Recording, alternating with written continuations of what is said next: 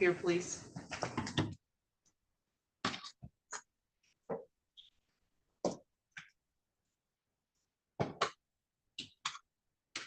On the record, in the matter of the people of the state of Michigan, just people of the city of Lansing, it looks like, versus Tatiana Ruiz. What's your name here? Okay. And this is file number 21-00009 20L2599174 and then 21-00009. I have here, it looks like a driving while license is suspended. Looks like you were originally arraigned on this back in 2021, and then you failed to appear at the time it was assigned to Judge Alderson, and it's now reassigned to Judge Flores because she has since retired. And so this is a driving while license suspended citation that you allegedly received back on December 27th, 2020 at approximately 8:09 p.m. at the area upon Jolly Road, Addermill, Pleasant Grove, City of Lansing, Union County, State of Michigan.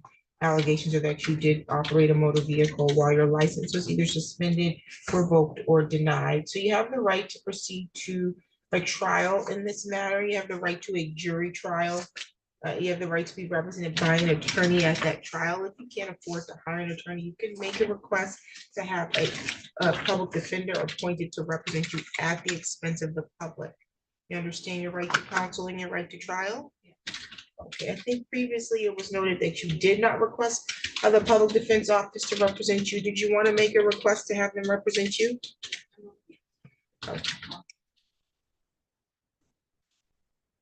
Okay. Okay, you have the right again to proceed to trial and a jury trial and have the city prove each element of the charge of driving while license suspended beyond a reasonable doubt. It is a misdemeanor. Maximum penalty is 90 days in jail and or $500 in fines. Okay. Okay, and then here I will enter a plea of not guilty on your behalf. And it's scheduled for a pre-trial before Judge Flores. He's in one courtroom over, okay? But you can appear via Zoom. It's going to be March 3rd at 10:30 in the morning. We'll get you your notice to appear. And then you also had an equipment violation that you received the same date of that incident. And there, when you failed to appear back on July 25th, 2021, a default judgment was entered.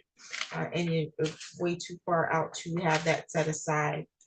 So you owe $192 on the equipment violation. Okay. How do you intend to pay that?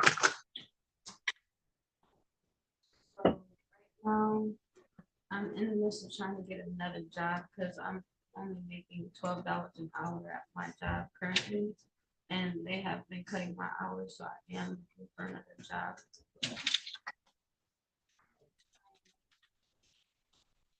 I get paid by it. Okay. How much will you pay monthly on it?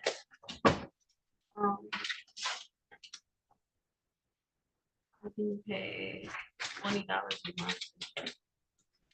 When are you going to make the first payment?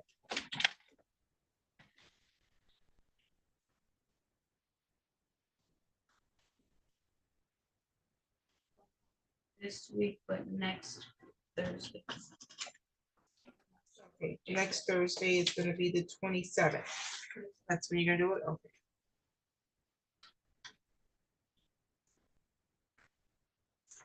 So you'll make payment on or before the 27th of each month, okay? How about your phone number?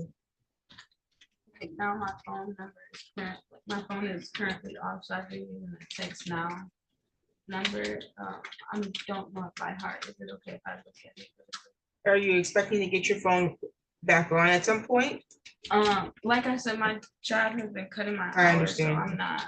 You're not sure? Because the number we had from you is from 2021, ended in 9118. Yeah, I have a different number. Okay. What's the number? 517-974-0683. That's the text now? No. Okay. I'll note here that that phone is currently disconnected.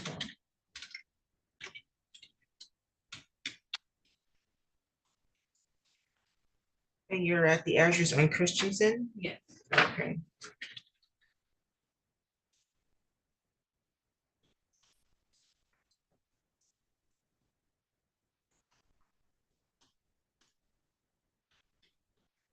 Bond is 100, personal recognizance. I make sure you report to all of your future court dates. If you've had your license restored, you'll bring proof of that to your next court date, okay? Okay, do you have any questions at this time? So I am doing weekends in Eaton County. Is this, they wanted me to show proof that like either been arraigned or resolved it. Yeah, when you bring that, that's proof that you've resolved it because you have a next court date now. Okay, okay, thank you. You're welcome. You're all set. Okay, thank you. You're welcome. Question for that one.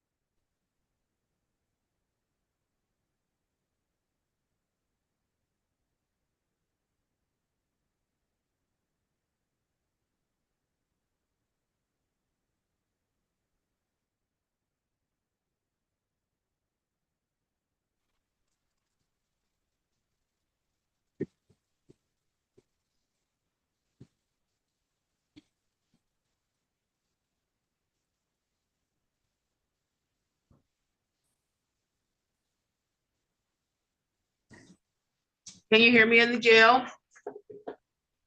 Yes, we can, Your Honor. We just can't see you. Really? I don't know why. Mr. Lee, can you see me? I can see you, but my video indicates that you cannot see me. We cannot see you, Mr. Lee.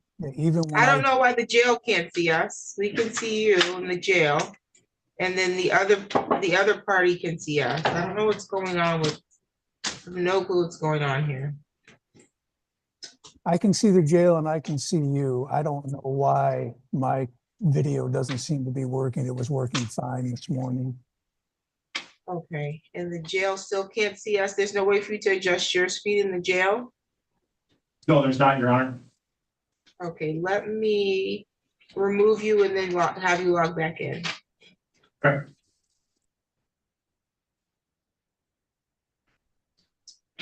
Must be a technical issue going on. Let's see. Oh, That's valid. Did it work now? yes, it did, Your Honor. Okay, sounds good.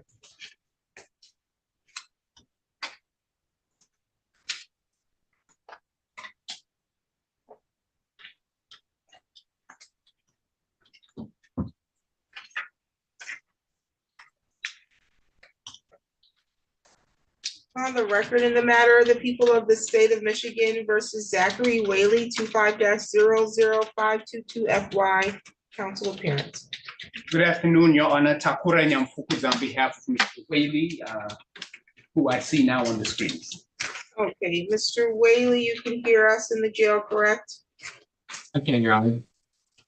Okay, today was the date scheduled for arraignment. I do have a felony complaint here, and the allegations set forth allege that on or about January 23rd, 2025, at or near the area of 1804 Drexel Road in the city of Lansing, Ingham County, state of Michigan, that you did allegedly commit the act in count 1 of child sexually abusive activity, and that on or about that date and time at that address that you did attempt, prepare, or conspire to, or did arrange to produce, make, copy, reproduce, finance any child sexually abusive activity and or material, and that this is contrary to Michigan Compiled Law 750.145 C2A. Count 1 is a felony. The maximum penalty is 20 years in prison and or $100,000 in fines. Count 2, computers, internet, communicating with another to commit a crime, maximum imprisonment of 15 years or more, or life. Alleging that on or about January 23rd, 2025, at the address of 1804 Drexel Road, that you did allegedly use the internet to communicate with a EG for the purposes of committing child sexually abusive activity, where the victim or intended victim, that being someone by the initials EG, was 13 years old, was a minor, and this was contrary to Michigan Compiled Law 750.145 D2F. There's a Sex Offender Registration Act notice, so states here, this is a tier 2 offense under the Sex Offender Registration Act if the underlying offense is in violation of MCL 750.145C. It says it's a tier 3 offense if the defendant has a prior conviction for a tier 2 offense. Count 2 is a felony. The maximum penalty is 20 years and or $20,000 in fines and reimbursement to the government for expenses incurred in relation to the violation in a manner indicated by MCL 769.1F. And a consecutive sentence may be imposed for a conviction on the underlying offense. Count 3 is children accosting for moral purposes, alleges that on or about January 23rd, 2025 at 1804 Drexel Road, that you did accost, entice, solicit, or a child less than 16 years of age with the intent to induce or force that child to commit an immoral act, to submit to an act of sexual intercourse or an act of gross indecency or other act of depravity or delinquency, or did encourage the child to engage in one of these acts contrary to MCL 750.145A. There's a Sex Offender Registration Act notice as applied to count 3, stating this is a tier 2 offense under the Sex Offender Registration Act, and it's a tier 3 offense if the defendant has a prior conviction for a tier 2 offense. There's a HIV STD testing notice saying take notice that pursuant to MCL 333.5129, upon bind over to the circuit court or recorder's court,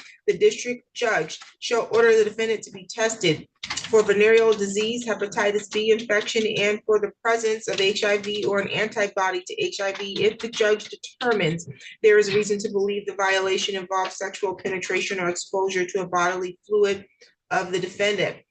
If the district judge determines that testing is not required upon conviction, the court must order the defendant to be tested. Count 3 is a felony, 4 years and or $4,000 in fines.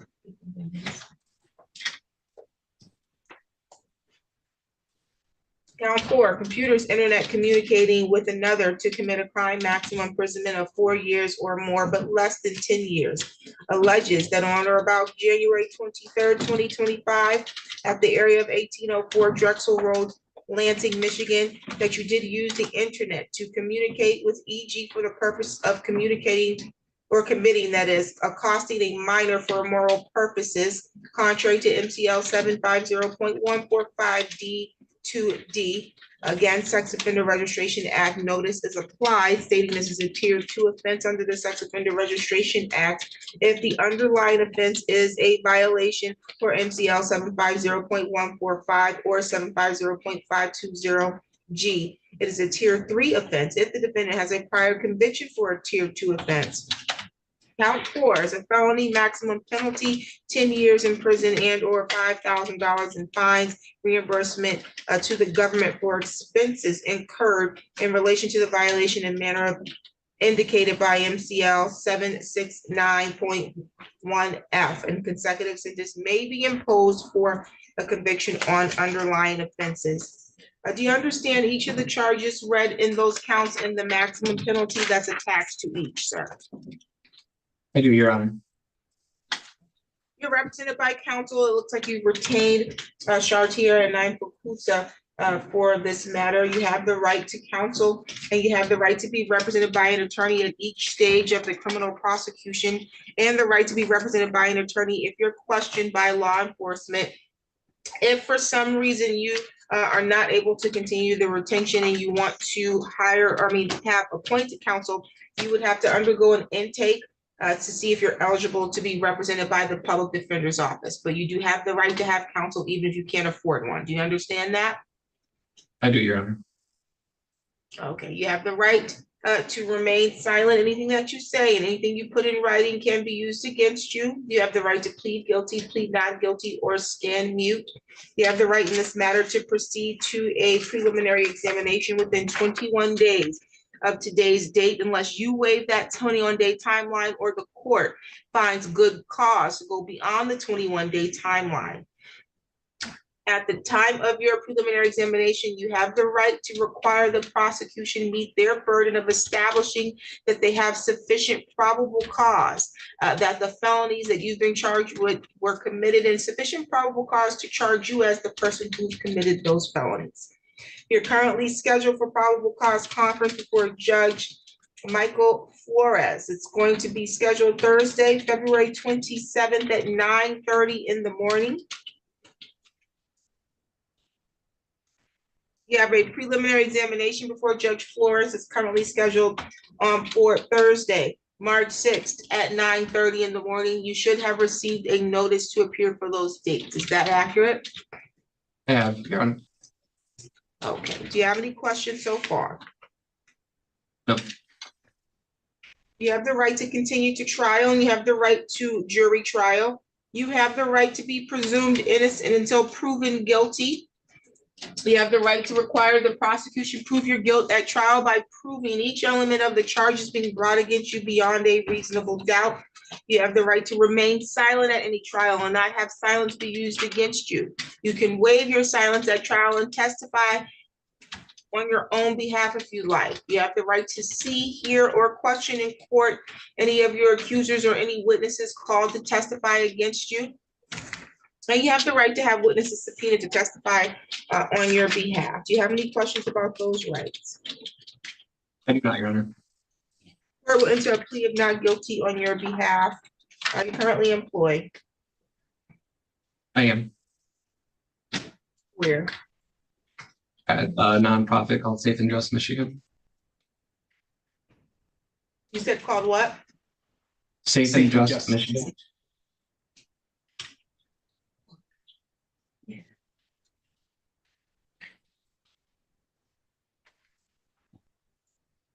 And your address is current at the Drexel Road? That's correct. And what's your phone number? 517-285-7379.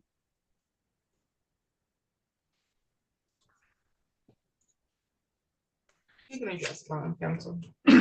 Thank you, Your Honor. I know I don't need to educate the court about the fact that while the charges in this matter are serious, certainly we're not dealing with the type for which a bond may be denied. Mr. Whaley has extensive ties to the community. He resides in Ingham County and has been almost a lifelong resident. And I think, as evinced by my very presence here, this is something that he certainly will be present for. Will be here for every court date. And I know that in addition to working in Ingham County, owning a home, to the best of my knowledge, I think his CCH probably is comprised of nothing more than a couple of speeding tickets. And but I know, again, the court certainly has access to more information than we normally do, but I'm not aware of an extensive record. So with regard to flight, I don't think that is a concern that the court should have at the forefront of its mind. Now, with regard to the nature of the charges, I think I would not be surprised, and I've actually conversed with Mr. Whaley about the probability that conditions of some sort relating to limited use of internet may be imposed. I would ask, though, just based on what he's not charged with, given his extensive ties, his employment history, that if the court is not inclined to grant a personal recognizance bond, that perhaps a 10% bond of some amount be ordered. Thank you.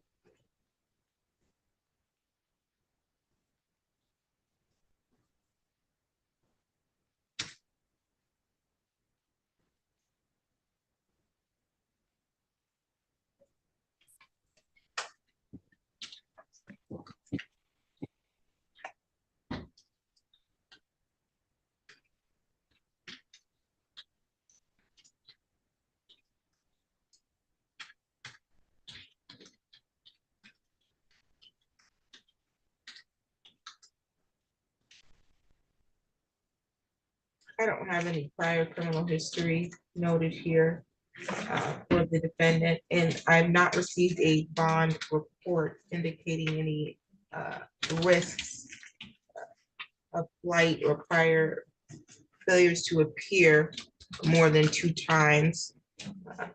So I'm assuming he was not interviewed by pretrial services. If he was, they've not provided a report. Outside of that, let's see here. I do note substantial ties to the community. I'm just gonna check my email, make sure they didn't email me.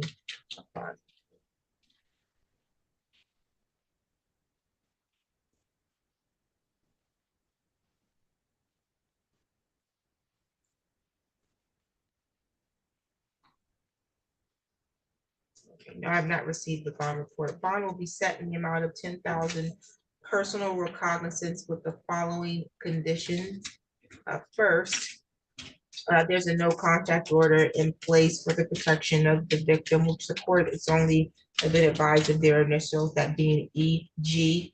The court's also going to impose a no contact order for the defendant not to be in contact with or to have to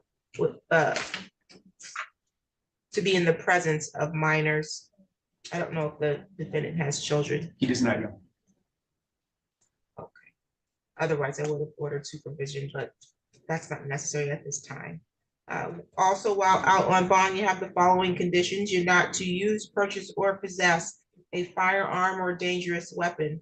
You're not to travel outside the state without prior approval of the court. You're not to use drugs or alcohol unless you have a valid prescription. You need to report to pretrial services within 48 hours of your release. I am going to order GPS tether.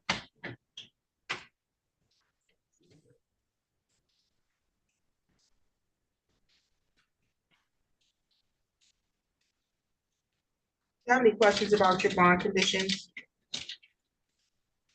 No, Your Honor.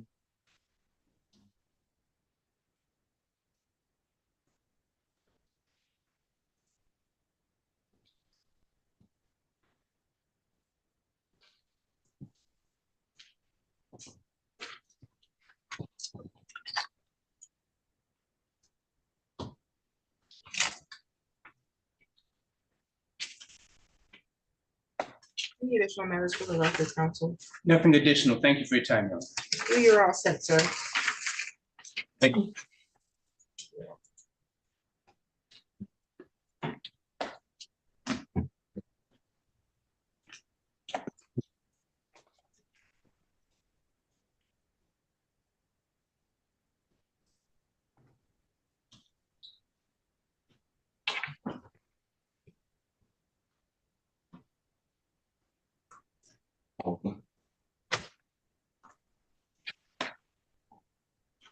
On the record in the matter of the people of the state of Michigan versus Paula Randall.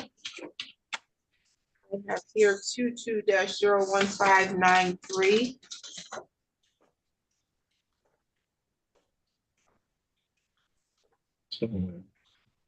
All of those attempts.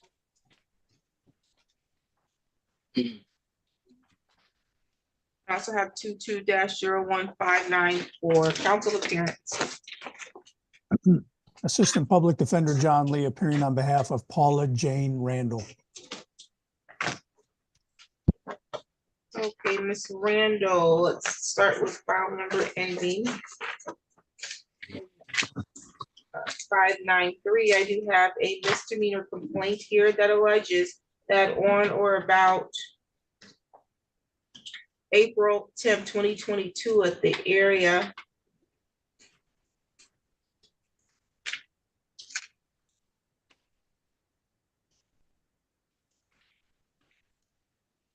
of 6200 South Pennsylvania Avenue, City of Lansing, Ingham County, State of Michigan, that you did allegedly commit the act in count 1 of retail fraud in the 3rd degree, and that you did, while Myra was open to the public, steal property of the store that was offered for sale at a price less than $200, contrary to NCL 750.356 D4. Count 1's a misdemeanor. The maximum penalty is 93 days in jail and or $500 in fines, or 3 times the value or difference in price of the property stolen, obtained, or attempted to be obtained, whichever is greater. File number 594. I also have a retail fraud 3rd degree, also at 6200 South Pennsylvania Avenue, for the date alleged to have occurred back on April 7th, 2022. Again, alleging that while Myra was open to the public, the defendant did steal property of the store that was offered for a sale at a price of less than $200. Again, a misdemeanor, maximum penalty 93 days and or $500 in fines, or 3 times the value or difference of the price stolen, obtained, or attempted to be obtained. Do you understand the charges read in both files and the maximum penalty? Yes, I do, Your Honor. You have the right to counsel. Mr. Lee from the Public Defender's Office is representing you today for the purposes of your arraignment, but you have the right to have an attorney represent you at each stage of the criminal prosecution, and the right to be represented by counsel if you are questioned by law enforcement. If you can't afford to hire an attorney, you can make a request to have the Public Defender's Office represent you at the expense of the public. You understand that, right? Yes, ma'am. She's requesting court-appointed counsel. Mr. Lee? Yes, she has, Your Honor.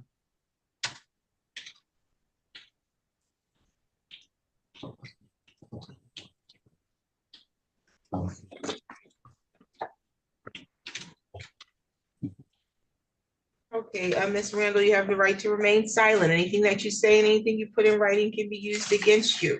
You have the right to plead guilty. You can plead not guilty or you can stand mute. But if you stand mute, the matter will continue all the way to a jury trial. And you have the right to jury trial. You have the right to the presumption of innocence. You're innocent until proven guilty, and you have the right to require that the prosecution prove your guilt by proving each element of the charges being brought against you beyond a reasonable doubt. You can remain silent at trial and not have silence be used against you. You can subpoena witnesses to testify on your behalf at trial. You have the right to see, hear, or question in court any of the witnesses that the prosecution intends to call against you. And you can also waive your silence and testify at your own trial. Do you understand those rights? Yes, ma'am. The court's going to enter a plea of not guilty on your behalf at this time. Are you currently employed? No, ma'am. I lost my in-home care patient of 14 years last year.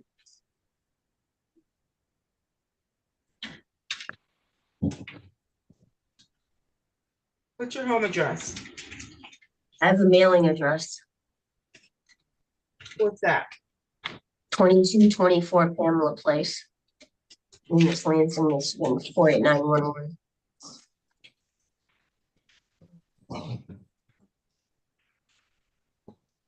Repeat that. 2224 Pamela Place, Lansing, Michigan, 48911. Who lives there?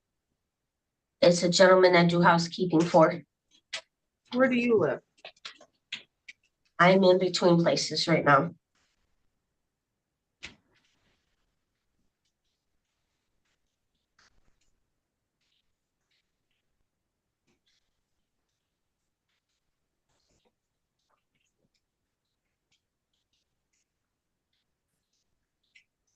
What's your phone number? I have an emergency phone number, which is my fiance's, Alan Collins, 517-614-4445.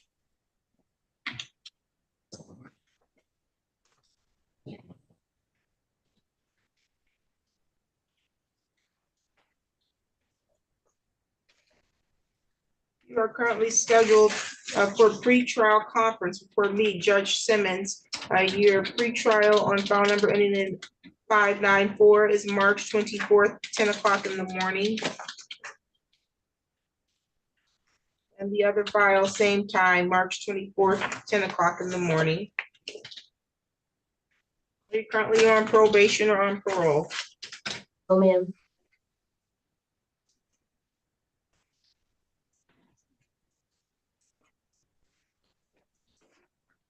Have you ever missed court in the past? Only for, I got supposedly I had received a notice of failure to appear for another case, but I never received anything for that. That was for the court costs and fines for the assault and battery from back in 2000.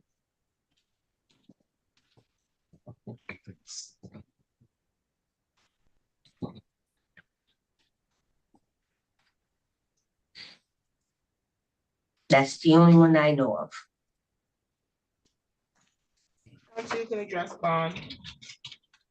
Thank you, Your Honor. We would ask the court to consider that Ms. Randall has lived here in the Lansing area since she was approximately 3 years old. She is engaged and intends to continue to reside here in the Lansing area. She reports that her only prior criminal offense was an assault and battery that she was just talking about in the year 2000, which is fairly dated. And based on that, we would ask the court to consider a personal recognizance bond on her behalf.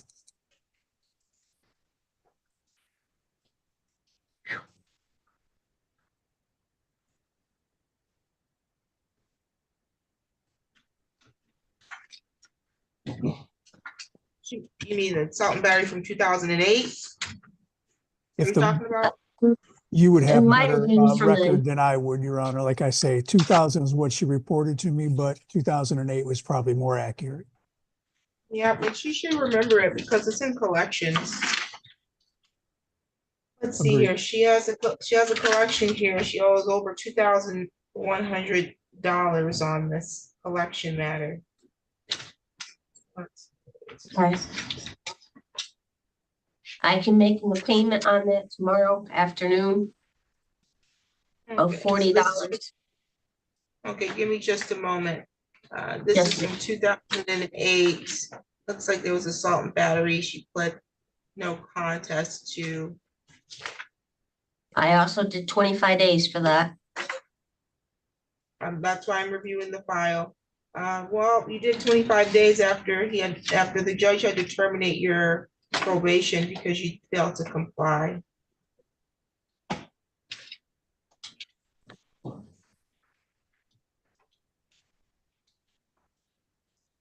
Then there's a 2013 file of identity theft. That probation was also terminated for failure to comply. So that explains why the collections is as high. It's more than one file. So you owe $2,101. You were supposed to be on a payment plan, but you've not made a payment, it looks like, since 2013. When are you gonna pay this? I can pay a payment tomorrow afternoon for sure. How much? Of $40 is the most I can do. And then again, another payment on Sunday. Are you employed? You say you're not employed. Oh, ma'am, I donate twice a week. Okay, so you're donating what, blood, plasma? What are you donating? Plasma. You're gonna make payments off the money that you're donating, getting Yes, from ma'am. donating? Yes, ma'am. But you don't Every have a week. house, you say, you don't have a working phone. Let's see, and then did you turn yourself in on these warrants or were you picked up on something? No, I was picked up at my fiance's building because we were going to be sleeping in the hallway and a neighbor had called and made a complaint. You can address bond any further, counsel. Thank you, Your Honor. In light of the recently shared information, we would ask the court to consider that she's definitely not a flight risk. She is working to survive right now, lost her full-time employment job and is looking for another one. And we just asked the court to consider that in setting bond. I don't know that she'll be leaving the state of Michigan and if that's what you mean, flight risk, but not returning to court is also considered flight. And if you know you got outstanding obligations and or pending actions, which these matters have been pending since 2022, and I have reason to believe she was aware of that. I don't know why she lost her employment a year ago, but I don't know how you're looking for a job and you don't know you have warrants. Ma'am, I just lost my in-home care patient of 14 years last February. I donate twice a week. I am able to. I understand that, but you lost your job a year ago? Yes, I just recently lost my job. Well, this is February, so it can't be last February and that's considered recent. Last February was a year ago. Yes, I know that. He's been gone a year as of February 5th of this year. Okay, so then that's not, you didn't lose your job last year and it's recent. If this was a year ago, what have you done in the last year to find work? I did 14 years of in-home care service up until last year. What have you done? I didn't ask you Excuse that. me. What have you done in the last year to find a job? I just recently lost my job. That's what I'm saying. I have not been able to go out and look for a job right now due to not having an address to use. I had a mailing address. I cannot use that mailing address because the gentleman's been sending my mail back. So I didn't know anything about the court hearings or anything from 2022 at all. That's not what I asked. That's not what I'm asking you, because now you're telling me that you can't get a job. You can't get a job because you don't have an address. It's not that I can't get a job. I have not been able to go out to look for one due to I have walking pneumonia. I just found out I have walking pneumonia.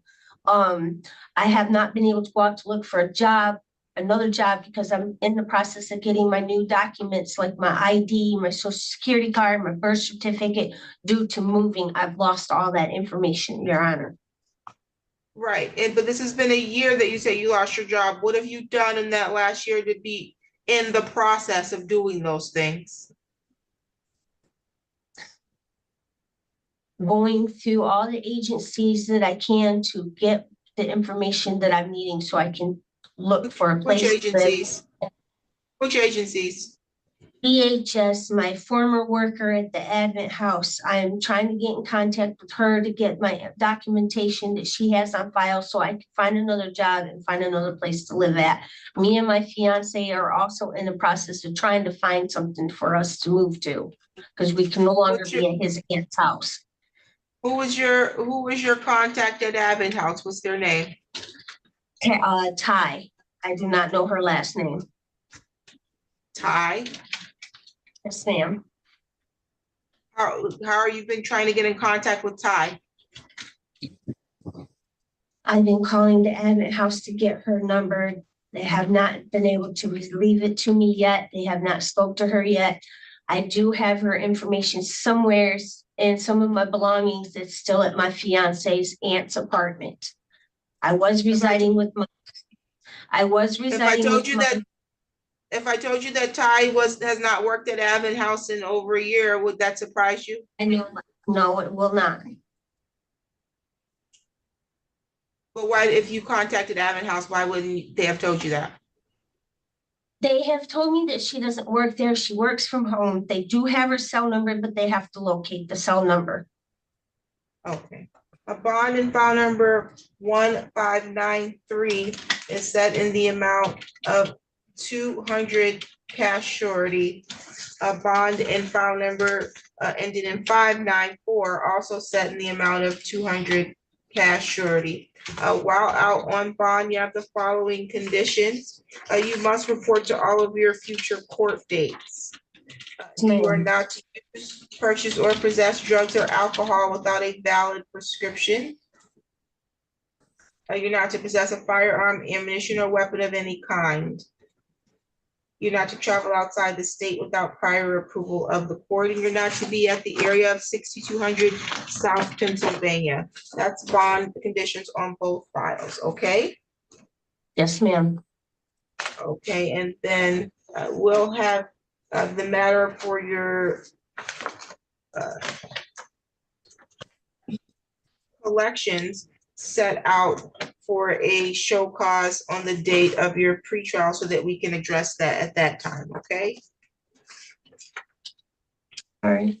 You do need to get back on a payment plan, but I don't think that you need to donate plasma to do that. I think you need to get a job to do that.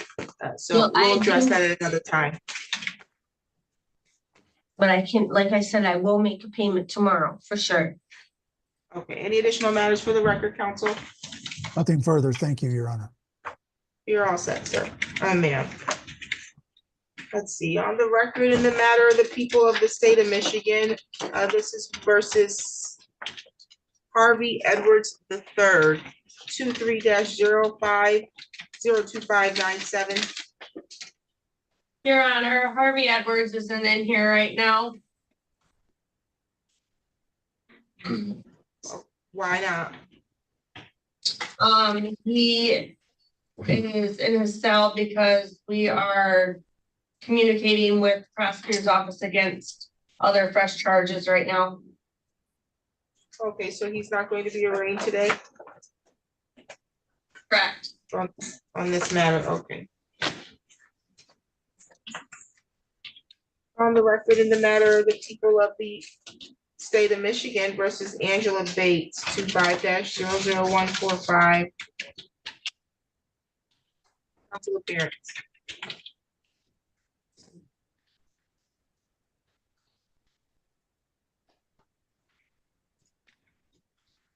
Mr. Lee, are you there?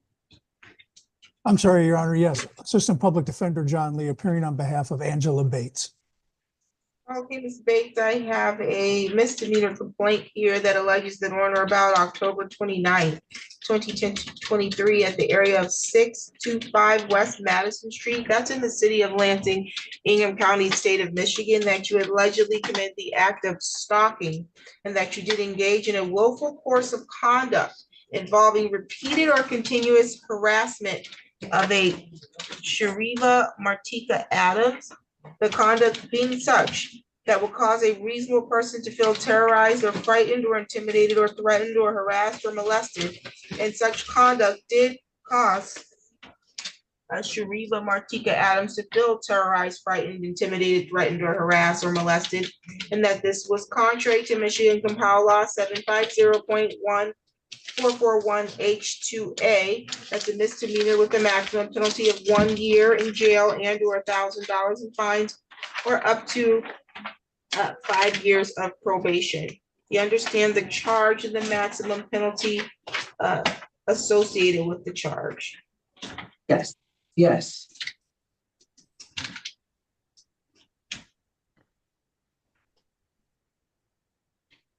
You have the right to be represented by counsel. Mr. Lee from the Public Defender's Office is representing you for your arraignment only. You have the right to be represented by an attorney at all of your court appearances and if you're questioned by law enforcement. If you can't afford to hire an attorney, you can make a request to have the Public Defender's Office represent you at the expense of the public. Do you understand your right to counsel? Do you understand your right to counsel, ma'am? yes, Okay, you have the right to remain silent. Anything that you say and anything you put in writing can be used against you. You in this matter can plead guilty, you can plead not guilty, or you can stand mute. If you stand mute, the matter will continue all the way to a jury trial. You have the right to a trial and you have the right to the presumption of innocence at your trial. So that means you're innocent until proven guilty, and you have the right to require that the prosecutor prove each element of the charge of stalking beyond a reasonable doubt before you are considered to be guilty. You can remain silent by right at your trial and not have that silence be used to prove or imply that you're guilty. You have the right to waive silence at trial and testify on your own behalf if you like. You have the right to see, hear, or question any of the witnesses that are called to testify against you at trial, and you have the right to have witnesses subpoenaed to testify for you at your trial. Do you understand that? yes, Is she requesting court-appointed counsel? Yes, she has, Your Honor.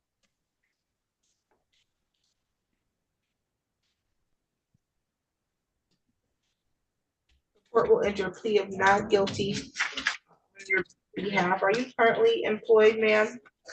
yes. Where? Room services. What do you do I there? drive school buses in Ann Arbor,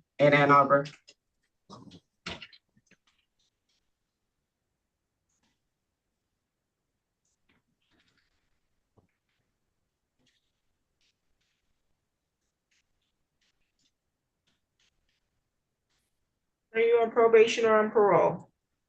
No, What's your home address? 2962 Birch Hollow Drive. It's BIRCH Hollow Drive, apartment 1A, Ann Arbor, Michigan, 48108. What's your phone number? 734-469-8672. You're currently scheduled for pretrial before Judge Buchanan. It's gonna be March 24th, 11 o'clock in the morning. You should have received notice to appear for that date. Is that correct? Yes,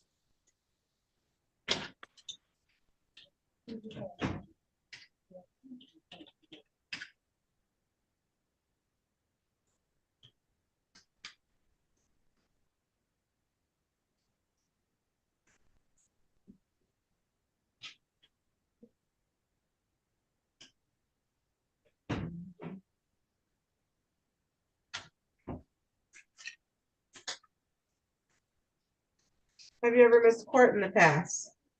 no,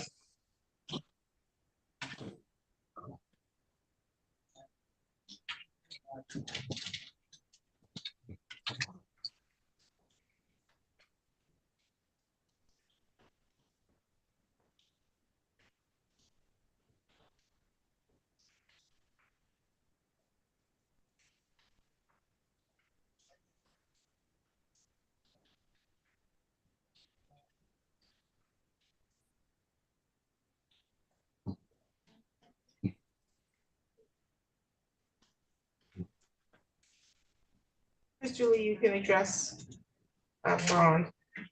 Thank you, Your Honor. Ms. Bates reports some limited criminal history. She had a charge that was that she was responsible for that she claims was expunged from her record back in 2010, and a traffic-related misdemeanor as recently as 2022. I think she said there was one other misdemeanor charge in 2019, but nothing of a violent nature. She grew up here in Lansing, but has lived in Ann Arbor for the last 10 years. She has a job. She does take care of her child that lives with her in Ann Arbor. We would just ask the court to consider that in setting bond.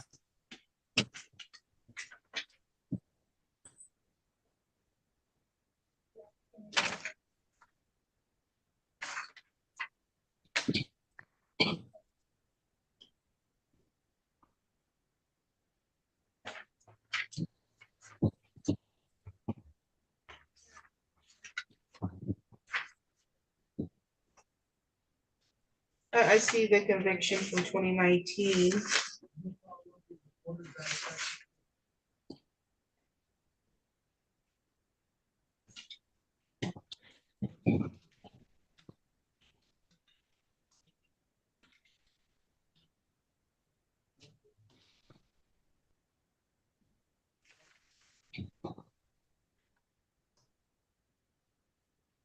And I see some other traffic related convictions, but I also see a number of other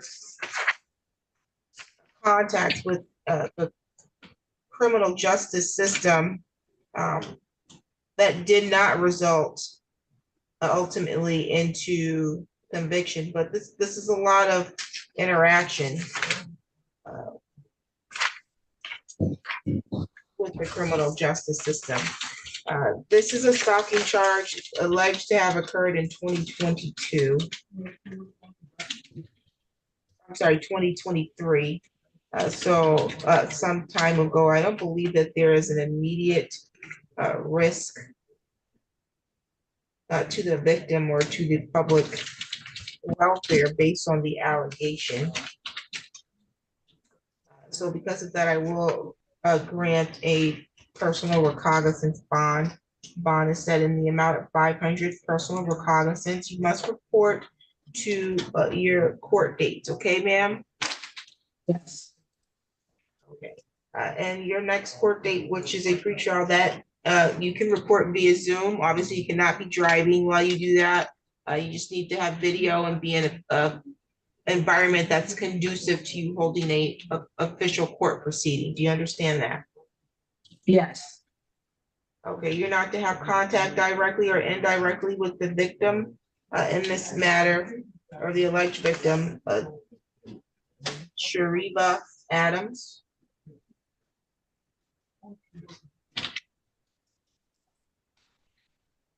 You're not to be within 1,500 feet of wherever Shariba Adams is. Do you understand that? Yes. You're not to use, purchase, or possess drugs or alcohol without a valid prescription. You're not to possess a firearm, ammunition, or weapon of any kind. And you're not to travel outside the state without prior approval of the court. Do you have any questions about your bond conditions? Any additional matters for the record, counsel? Nothing further. Thank you. You're all set, ma'am. Thank you, Your Honor. You're welcome. On the record, in the matter of the people of the state of Michigan versus Eric McClinton, 25-00071 FY. Counsel appearance.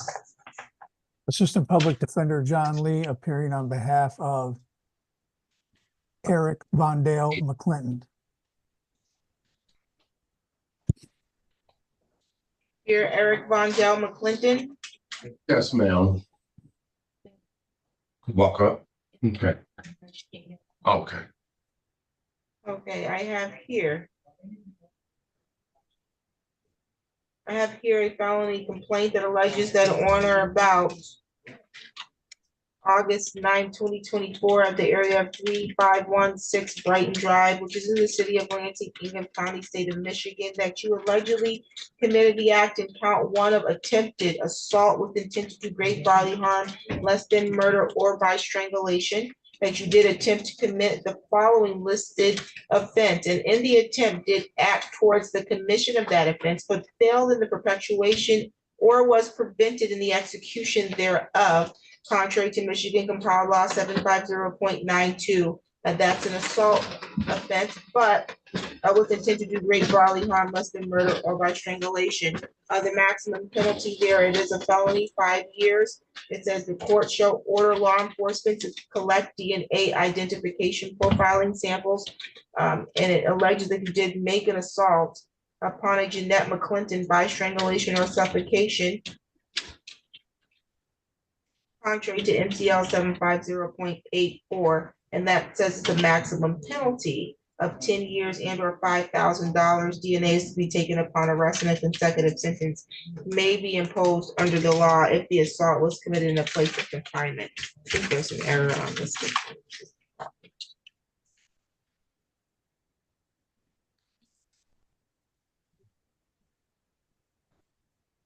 There's a count 2, domestic violence and or knowingly assaulting a pregnant individual, third offense notice, alleging that on or about August 9th, 2024 at 3516 Brighton Drive, Lansing, Michigan, that you did make an assault or assault and battery upon a Jeanette McClinton, a resident or former resident of your household, or an individual with whom you have a child in common, or an individual with whom you have a dating relationship, or your spouse.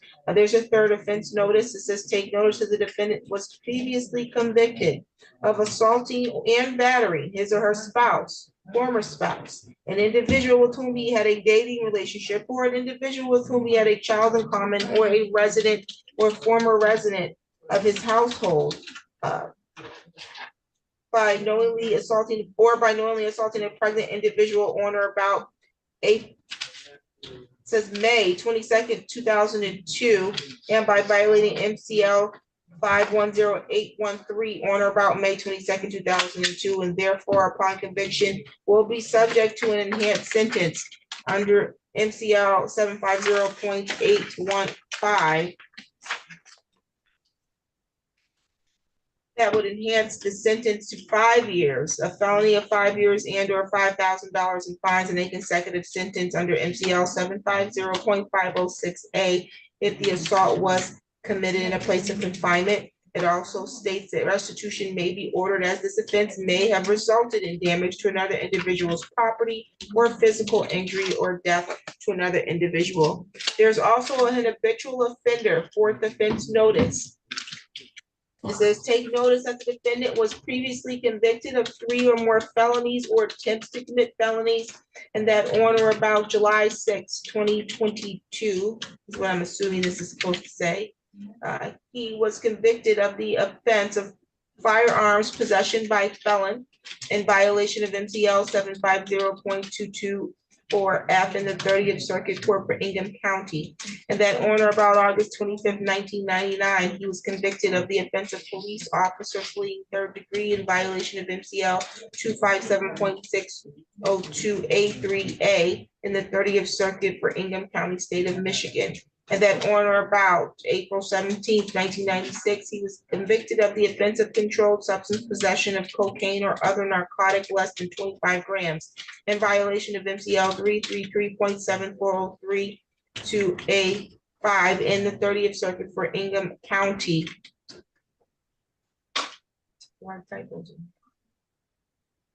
Let's see. Therefore, the defendant is subject to the penalties provided by MCL 769.12.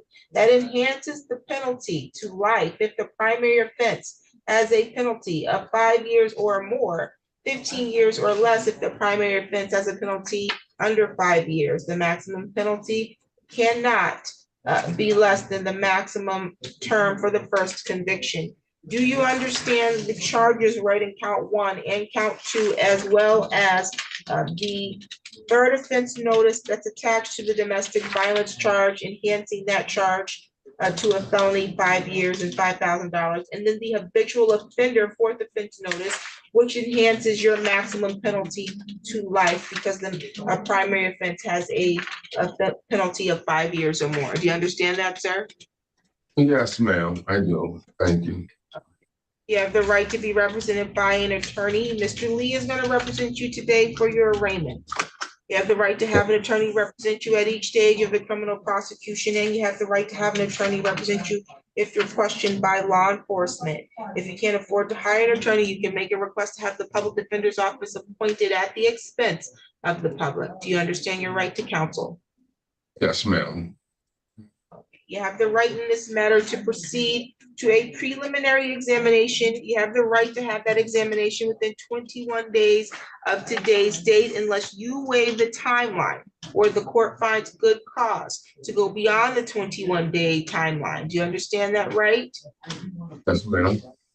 At the time of your examination, you have the right to require that the prosecution establish their burden of putting forth sufficient probable cause that a felony was committed and probable cause sufficient to charge you as the person who committed the felonies. You're currently scheduled for probable cause conference before me, Judge Kristen Simmons. Your probable cause conference is going to be February 28th at 9:30 in the morning. You have a preliminary examination before me scheduled in person at the court Thursday, March 6th at 9:30 in the morning. You should have received your notice to appear for those dates and times. Is that correct? Yes, ma'am, I do. Okay, you have the right to proceed to a jury trial. You are innocent until proven guilty, and you have the right to require the prosecutor prove your guilt by proceeding to trial and requiring them to prove each element of the charges being brought against you beyond a reasonable doubt. You can remain silent at trial and not have that silence be used against you. You can waive your silence and take the stand at your own trial if you'd like and testify on your own behalf. You have the right to subpoena witnesses to trial that would testify for you. And you have the right to cross-examine or question in court any of the witnesses called to testify against you. Do you have any questions about those rights? No, ma'am, I don't have any questions. Are you currently employed?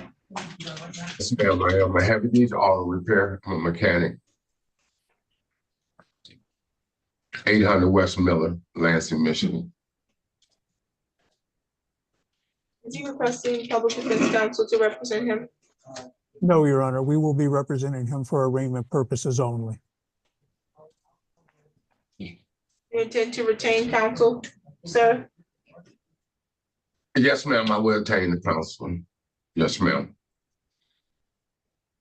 I would like to attain the counselor for this because, yes, ma'am. Okay, so although here that the defendant is, you're declining the public defense representation outside of today's date and that you will hire an attorney to represent you. Let's see, are you on probation or parole? No, ma'am. What's your home address? 3516 Brighton Drive. That's where me and my wife stay at. But I know allegedly this is going on, so I wish we staying resigned at my mom's house at 911 East St. Joe. What's your phone number? My phone number is 517-326-9511.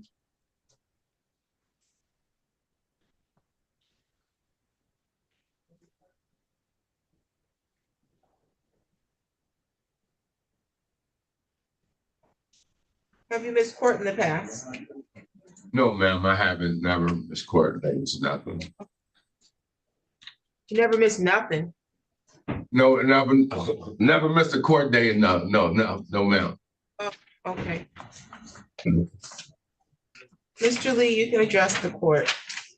Thank you, Your Honor. We understand that the court will have concern for the complaining witness, and given the client's, that is to say, Mr. McClinton's criminal history, would probably not be open to the idea of a personal recognizance bond. We would ask the court to consider utilizing conditions and give Mr. McClinton some type of chance of posting bond. He has been employed for the last 12 years at Heavy D's Auto Repair. He has also lived here in Lansing all his life at the same home address for 20 years and intends to participate in these proceedings. Yes, ma'am.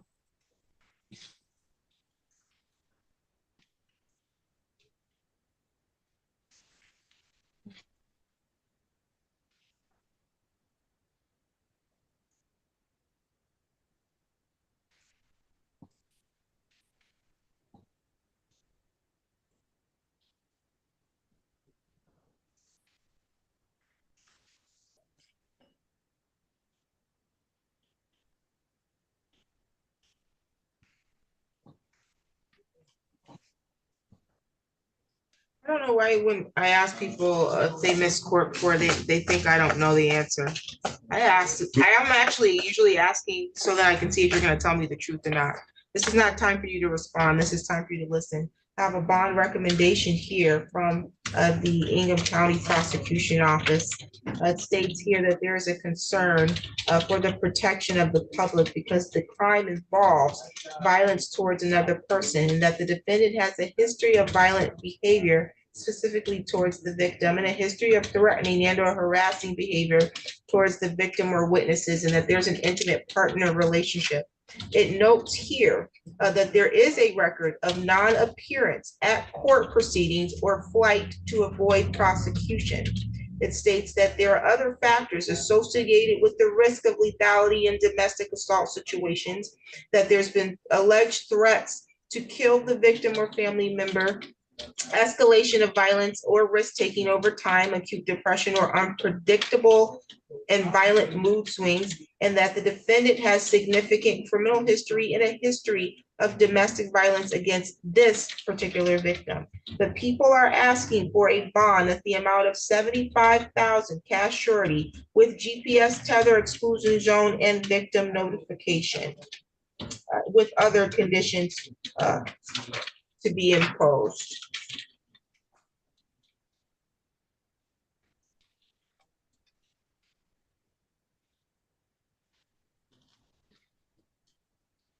Bond is set in the amount of $25,000 cash surety, that is with GPS tether, based on the concern about his ability to get himself to court when he's supposed to, as well as a history documented by his criminal history of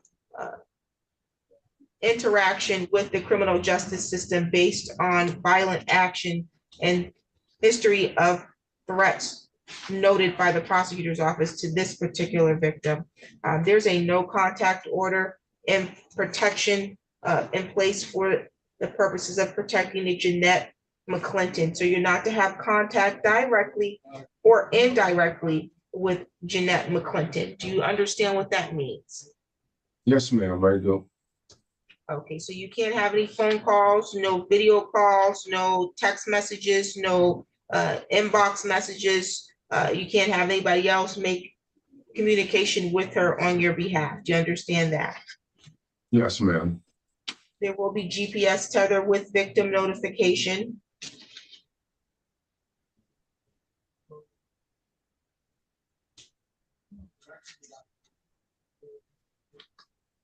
You're not to travel outside the state without prior approval of the court.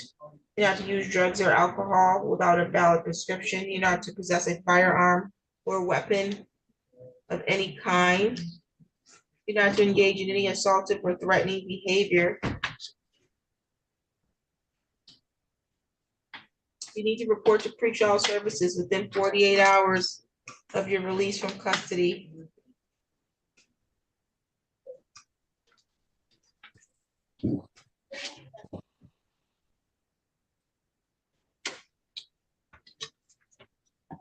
You're not to be at the address of 3516 Brighton Drive in Lansing. Do you have any questions about your bond conditions? What's my bond, ma'am? 25,000 cash surety. 25,000? Cash surety, correct. So that means I have had 25,000 cash? Or you can get a bondsman. 25,000 cash here with bondsman? We'll explain to you. We'll explain. explain. Okay, okay, thank you. Yep. Do you have any other questions? No, ma'am. Okay, any additional matters for the record, counsel? Nothing further. Thank you, Your Honor. You're all set, thank you.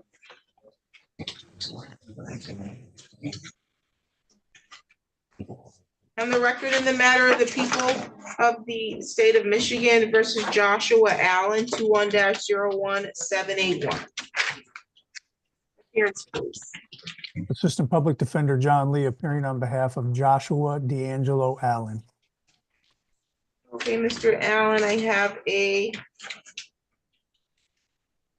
felony complaint here that alleges that on or about February 2nd, 2021, in the area of 2210 Pollard, City of Lansing, Ingham County, State of Michigan, that you allegedly committed the act in count 1 of financial transaction device, stealing, retaining without consent, and that you did knowingly retain or knowingly possess or knowingly secrete or knowingly use a financial transaction device without the consent of a Gwendolyn Philpott Brunson, the device owner, contrary to MCL 750.157N1. That's a felony. Maximum penalty is 4 years and or $5,000 in fines. You understand the charge and the maximum penalty, sir? Yes, ma'am. Okay, you have the right to be represented by counsel, and Mr. Lee is going to represent you today for this arraignment, but you do have the right to have an attorney represent you throughout the pendency of this matter, and if you're questioned by law enforcement. If you can't afford to hire an attorney, you can make a request to have the public defender office appointed to represent you at the expense of the public. You understand your right to counsel, sir? Yes, ma'am. You have the right to remain silent. Anything you say, anything you put in writing can be used against you. You can plead guilty, plead not guilty, or stand mute. If you stand mute, the matter will continue all the way through to a trial. You are being charged with a felony in this matter, so you have the right to a preliminary examination within 21 days of today's date, unless you waive the timeline or the court finds good cause to go beyond the statutory timeline. You're currently scheduled for probable cause conference before Judge Stacia Buchanan Friday, February 28th at 8:30 in the morning. You have a preliminary examination scheduled before Judge Buchanan Thursday, March 6th at 1:30 in the morning. You must appear in person for your preliminary examination. Did you get your notice to appear for those dates and times? Yes, ma'am. Is he requesting court appointed counsel? Yes, he is, Your Honor. You have the right to plead guilty, plead not guilty, or stand mute. The court is going to enter a not guilty plea on your behalf at this time. You have the right to be presumed innocent until proven guilty, and you have the right to move this matter all the way through a jury trial and have this prosecution prove each element of the charge that they're bringing against you beyond a reasonable doubt. You have the right to remain silent at your trial, not have silence be used against you. You have the right to subpoena witnesses to testify for you at trial, or cross-examine any other witnesses that they intend to call to testify against you. Do you understand those rights? Yes, Your Honor. Are you currently on probation or on parole? I'm having started. I'm on misdemeanor probation. It's supposed to start today.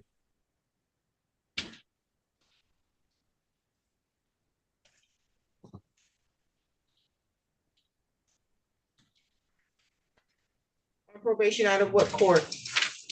Wayne County.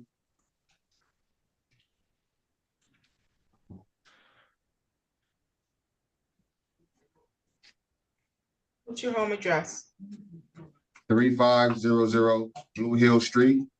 You said Blue Hill? Apartment code- Blue, as in blue, BLUE, Blue Hill Street, Okay. apartment 203. That's in Detroit? Yes, ma'am, 48224. What's your phone number? 313-607-6759. Are you employed? Yes, ma'am. Where? I work at La Sienna. It's a restaurant. I'm a cook, also a dishwasher. And I also take care of my mom. She has MS.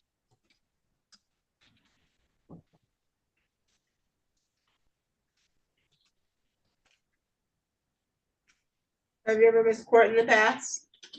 No, ma'am. Counsel, you can address bond. Thank you, Your Honor. As Mr. Allen reports, he is working, but spends the majority of time as a caretaker for his mother. He has lived in the Metro Detroit area his whole life. He has some children down there as well. So he intends to commute from Detroit to the Lansing area to participate in the proceedings. He's been advised that he will have to do so because At the very least, his preliminary exam will require in-person attendance. He reports that he had some juvenile convictions and that as an adult, he has a conviction in 2025, just recently for attempted R&O out of Wayne County, for which he is currently on probation. We would ask the court to consider the non-violent nature of this offense in setting bond.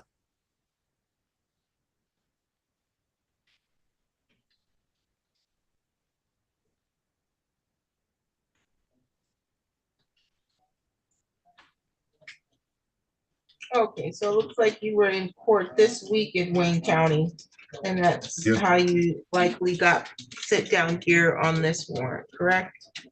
Correct, Your Honor. And you're gonna be on probation for 18 months. Correct.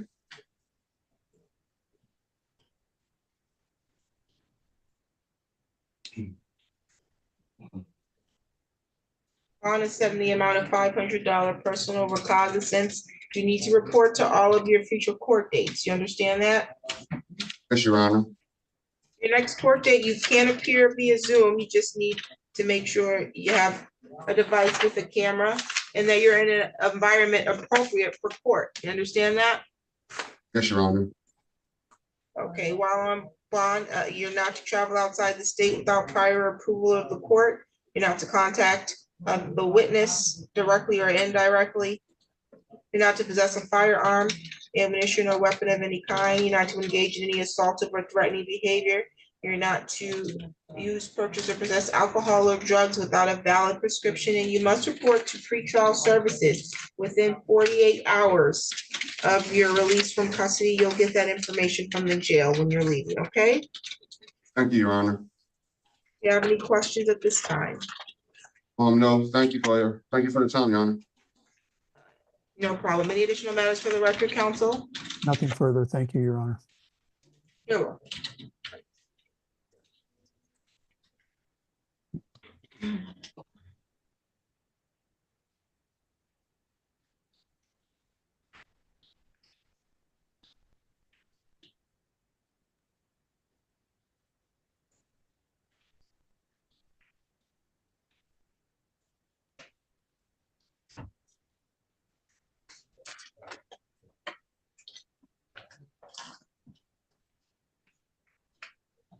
This is the matter of the people of the state of Michigan versus Damian Brown, 25-00520. Appearance, please. Assistant Public Defender John Lee appearing on behalf of Damian Brown. Damian Brown, Ma'am. you said you are? Yes, ma'am. Okay, I have a felony complaint here. And the allegations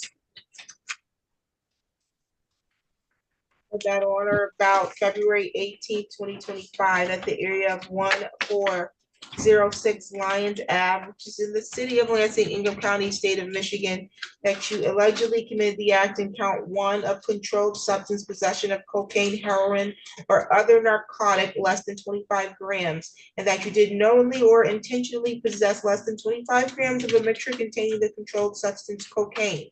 And that this is contrary to MCL 333.74032AB. That's a felony. Maximum penalty is 4 years and/or $25,000 in fines. Count 2 is controlled substance, maintaining a drug house alleging that you did knowingly or intentionally keep or maintain a dwelling that was used for the keeping or selling of controlled substance in violation of Article 7 of the Public Health Code, being MCL 333.7101, and that's contrary to MCL 333.74051D and MCL 333.7406.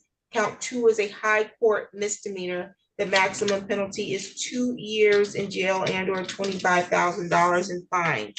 Count 3, tampering with evidence, alleges that you did knowingly and intentionally remove, alter, conceal, destroy, or otherwise tamper with evidence to be offered in an official proceeding contrary to MCL 750.483 A6A.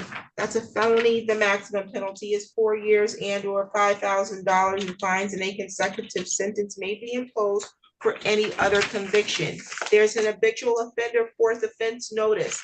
It says the defendant was previously convicted of 3 or more felonies or attempts to commit felonies, and that on or about September 25th, 1996, he was convicted of the offense of armed robbery in contrary or in violation of MCL 750529 in the 30th Circuit Court for Ingham County. And that on or about September 25th, 1996, he was convicted of the offense of felony firearm in violation of MCL 750.227BA in the 30th Circuit Court for Ingham County. And that on or about June 9th, 2010, he was convicted of the offense of felony firearm in violation of MCL 750.227BA in the 30th Circuit Court for Ingham County. Therefore, the defendant is subject to enhanced penalties. That enhances the penalty to life if the primary offense has a penalty of 5 years or more, or 15 years or less if the primary offense has a penalty of less than 5 years. Do you have any questions about the charges and the maximum penalty, sir? Okay, you have the right to be represented by an attorney. Mr. Lee is representing you for your arraignment. You have the right to have an attorney represent you at all of your court appearances and if you are questioned by the police. If you can't afford to hire an attorney, you can request to have the public defender's office appointed at the expense of the public. Do you understand that right? Yes, ma'am. You have the right to remain silent. Anything you say and anything you put in writing can be used against you. You have the right to plead guilty, not guilty, or stand mute. You have the right to have a preliminary examination within 21 days of today's date unless you waive the timeline of 21 days or unless the court finds good cause to go beyond the 21 days. You have the right at the time of the preliminary examination to require the prosecutor establish that they have sufficient probable cause that the felonies alleged were committed in probable cause sufficient to charge you as the person who committed the felony. You're currently scheduled for a probable cause conference before Judge Michael Anthony Flores. It's going to be Thursday, February 27th at 9:30 in the morning. You have a preliminary examination before Judge Flores Thursday, March 6th at 9:30 in the morning. You should have received notice to appear for those dates. Yeah, bye-bye. Very good. You can't appear for your probable cause conference via Zoom, but you must appear in person for the exam. You understand that? Yes, ma'am. You have the right to the presumption. Okay, thank you. You have the right to the presumption of innocence. You're innocent until proven guilty. You have the right to proceed to trial and require the prosecutor prove your guilt by proving each element of the charges being brought against you beyond a reasonable doubt. You can remain silent at your trial. You can subpoena witnesses that will testify on your behalf. You have the right to cross-examine in court any of the witnesses called to testify against you, and you can waive your silence and testify on your own behalf. Do you understand those rights? Yes, ma'am. Is he requesting court-appointed counsel, Mr. Lee? Yes, he is, Your Honor. What's your home address, sir? 1406 Lions Ave, Lansing, Michigan, 48910. Are you employed? Work Amazon.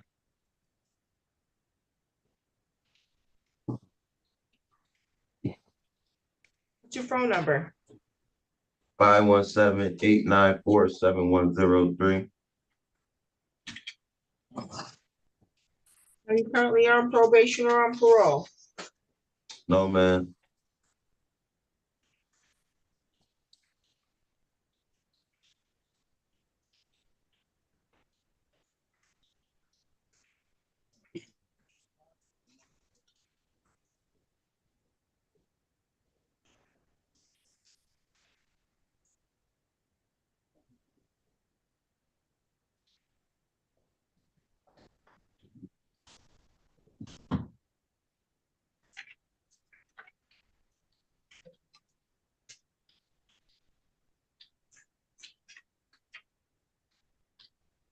You can address the court on bond, counsel. Thank you, Your Honor. Mr. Brown reports that in addition to the felony convictions that the court has elicited, that there was also a domestic violence conviction in 2010. He did serve prison time for the armed robbery conviction in 96 and also for the convictions in 2010. Was released from prison in 2012. Reports that he has not been charged or convicted with anything since that time. He does live here in the Lansing area and has his whole life, has a full-time job at Amazon. In addition, he has several children here in the area that he contributes to their livelihood as well. We would just ask the court to consider those things in setting bond. You said he reported he had not been charged or convicted since when? Since he was released from prison in 2012, Your Honor.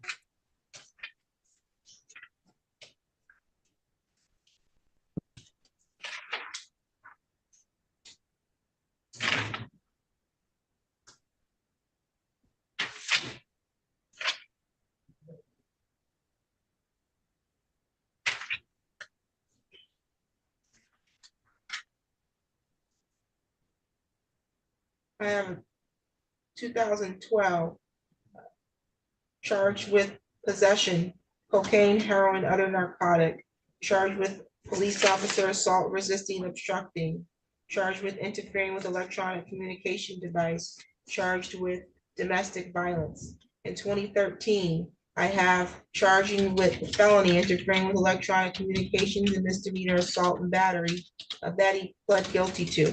I have another 2013 charge of domestic violence, another 2013 charge, that's a licensing charge.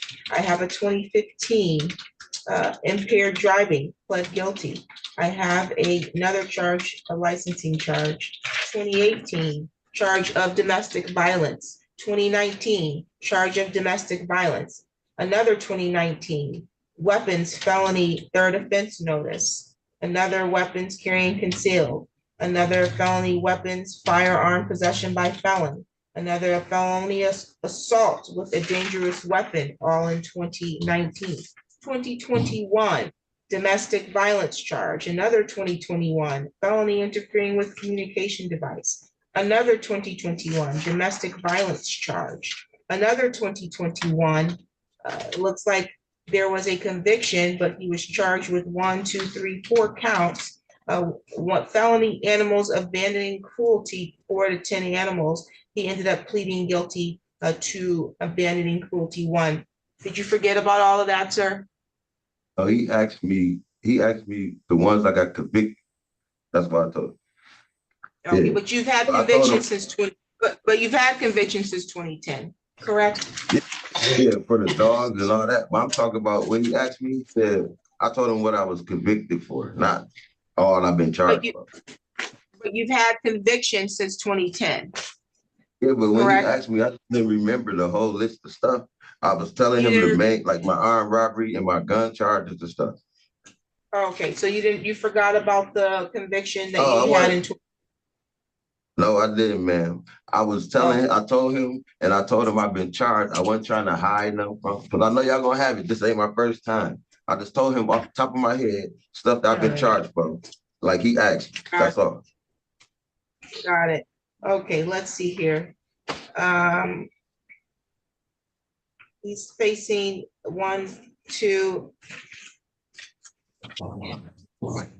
felonies, a high court misdemeanor, a 4th offense notice, but the primary offense is less than 5 years, so it is enhanced to 15 years or less. A bond is set in the amount of 10,000 personal recognizance with GPS tether. While on bond, you have the following conditions. You're not to possess a firearm or weapon of any kind. You're not to engage in any assaultive or threatening behavior. You're not to use, purchase, or possess any alcohol or drugs. And not to travel outside the state without prior approval of the court, and you must report to pretrial services within 48 hours of your release. Do you have any questions about your bond? Yes, ma'am. Will I be able to do Amazon? I don't see why you wouldn't. I don't know what their conditions are about you having a charge. I gave you a I'm personal talking copy. about the teller. That, I don't know. You have to ask Amazon, would you be able to do Amazon with the tether? I don't know what their conditions are about your employment. Oh, it's not a house, like I gotta stay in a house teller? I know you did not have to stay in the house. Oh, well, You can't okay, leave- I'm good. You can't leave you can't leave the state without prior approval of the court, but Oh, I can do it. you have I to, can do yeah, you're gonna wear a tether so we can know where you are. Okay, I can do it. I'm good. They let me do it. All right, any additional matters for the record, counsel? Nothing further. Thank you. Thank you, you're all set. Thank you. Okay, on the record in the matter of the people of the state of Michigan versus Charvel Turner, 25-00519 FY. Appearance, please. Assistant Public Defender John Lee on behalf of Charvel Demare Turner.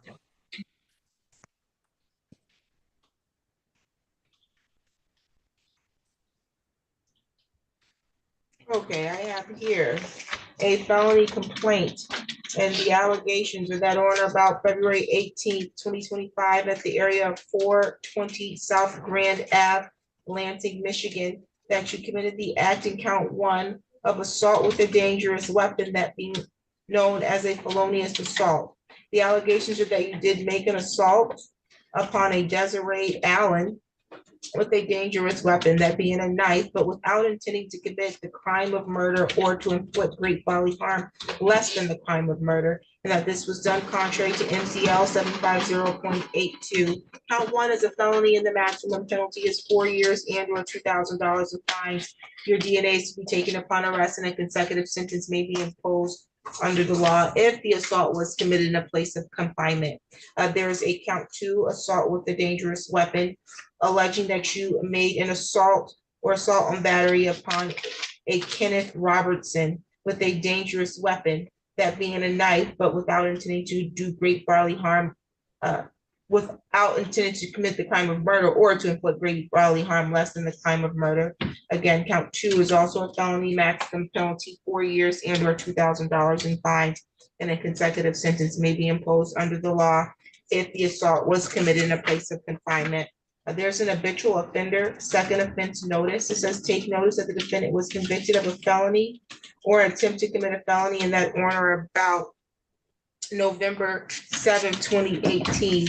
He was convicted of the offense of carrying a concealed weapon in violation of MCL 750.227 in the 30th Circuit for Ingham County, state of Michigan, and therefore the defendant is subject to the enhanced penalties under MCL 769.1. Enhances the penalty to 1 1/2 times the maximum sentence on the primary offense or less term. Do you have any questions about the charges read there and the maximum penalty, sir? No, I don't. You have the right to be represented by counsel. If you can't afford to hire an attorney, you can make a request to have the public defender's office appointed at the expense of the public. You have the right to remain silent. Anything you say, anything you put in writing can be used against you. You have the right to plead guilty, plead not guilty, or stand mute. If you stand mute, the matter will continue all the way to a jury trial. You are being charged with felony, so you have the right to have a preliminary examination on count 1 and count 2, and require the prosecution establish that they have sufficient probable cause that the felonies were committed, and probable cause sufficient to charge you with the felonies. Are you currently scheduled to have a probable cause conference before Judge Cynthia Ward Thursday, February 27th at 8 a.m. You have a preliminary examination before Judge Ward on Thursday, March 6th at 8:30 in the morning. You have the right to have those exams within 21 days of today's date, unless you waive the 21-day timeline or the court finds good cause to go beyond the 21 days. You understand your right, and did you get a notice to appear with those dates on it? You said the 27th and March 6th, right? That is correct, sir. Oh, yes, I did. And your probable cause conference is at 8 a.m. You can appear via Zoom for that, long as you have a video and the ability to be in a place conducive for court. And then your preliminary examination, you have to appear in person, okay? Yeah, can I appear for both in person, possible? You can do both in person. Okay, Okay, and so you have the right again to trial and the right to be presumed innocent until proven guilty. You have the right to require the prosecutor prove each element of the charge or charges being brought against you beyond a reasonable doubt. You have the right to remain silent at trial and not have that silence be used against you. You can waive your silence and take the stand at your trial and testify if you'd like. And you have the right to subpoena witnesses that will testify for you at trial and the right to see, hear, or question any witness called to testify against you. Do you have any questions about those rights? no. Is he requesting court-appointed counsel? Yes, he is, Your Honor. Are you currently on probation or on parole? No,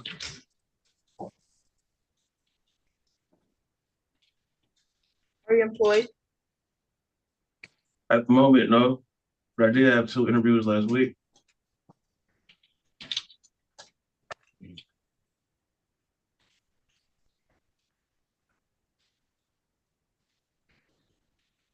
What's your home address? 124 Fenton Street. Spell it Fenton.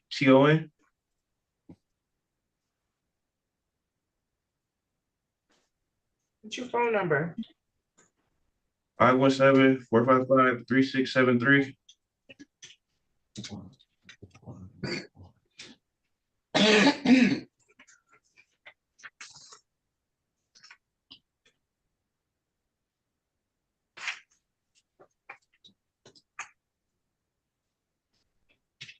Have you missed court in the past?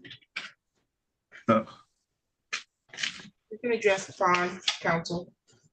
Thank you, Your Honor. Mr. Turner reports that he has the convictions that Your Honor mentioned, for which he successfully completed probation. He also had a trespassing conviction in 2024. Reports that he has always appeared for his court dates, that he has lived here in the Lansing area his whole life and intends to participate in these proceedings.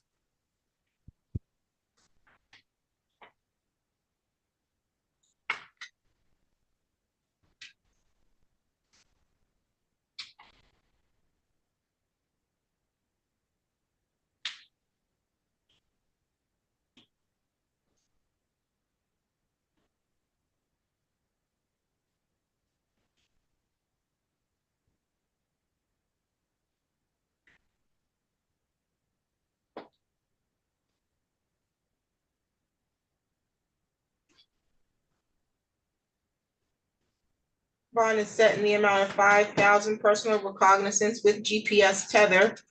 There's a no contact order in place. You're not to have contact directly or indirectly with the following people: Desiree Allen and Kenneth Robertson.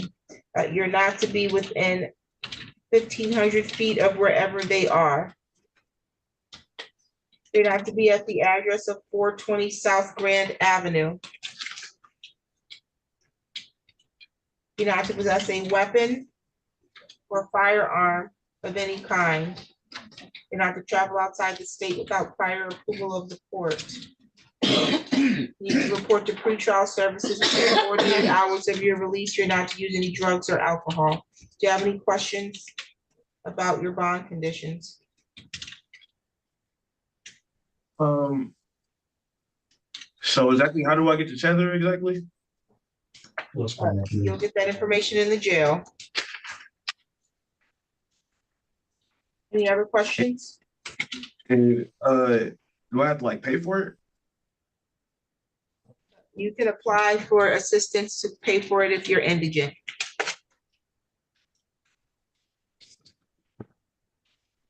You have any other questions? My only question is, how much is it? Again, there's an application for you. If you're unemployed and you're considered indigent, there's an application so that the cost can be covered, okay? Okay, oh yeah, my only other question is, so did I ever lose the right to defend myself? You do not lose the right to defend yourself, but that's a right that must be asserted at trial, okay? Okay, yeah, this whole thing is just a learning experience for me, really. So I'm really Okay. learning a lot. So thank you. I appreciate it. Thank you.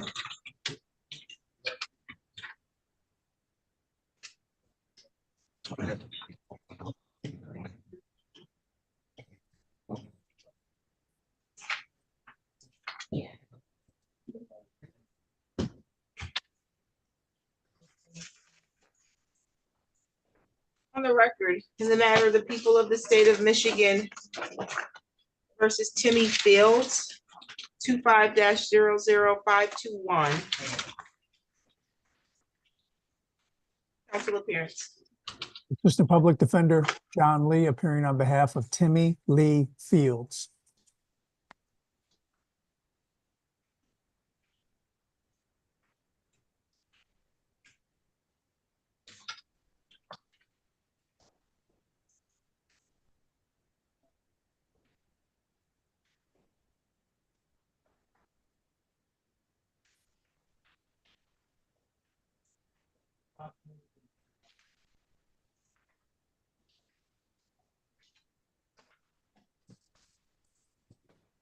Okay, I have a 22 count complaint here.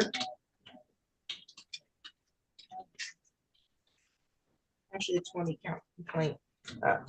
Let's see here. I have here in count 1, a felony complaint that alleges that you committed the act of assault with intent to murder, and that on or about February 17, 2025 at 422 West Saginaw Street, apartment 1, city of Lansing, Ingham County, that you did make an assault upon a Priscilla Riley with the intent to commit the crime of murder contrary to MCL 750.83. That's a penalty of life or any number of years. Your DNA is to be taken upon arrest, and a consecutive sentence may be imposed under MCL 750.506A if the assault was committed in a place of confinement.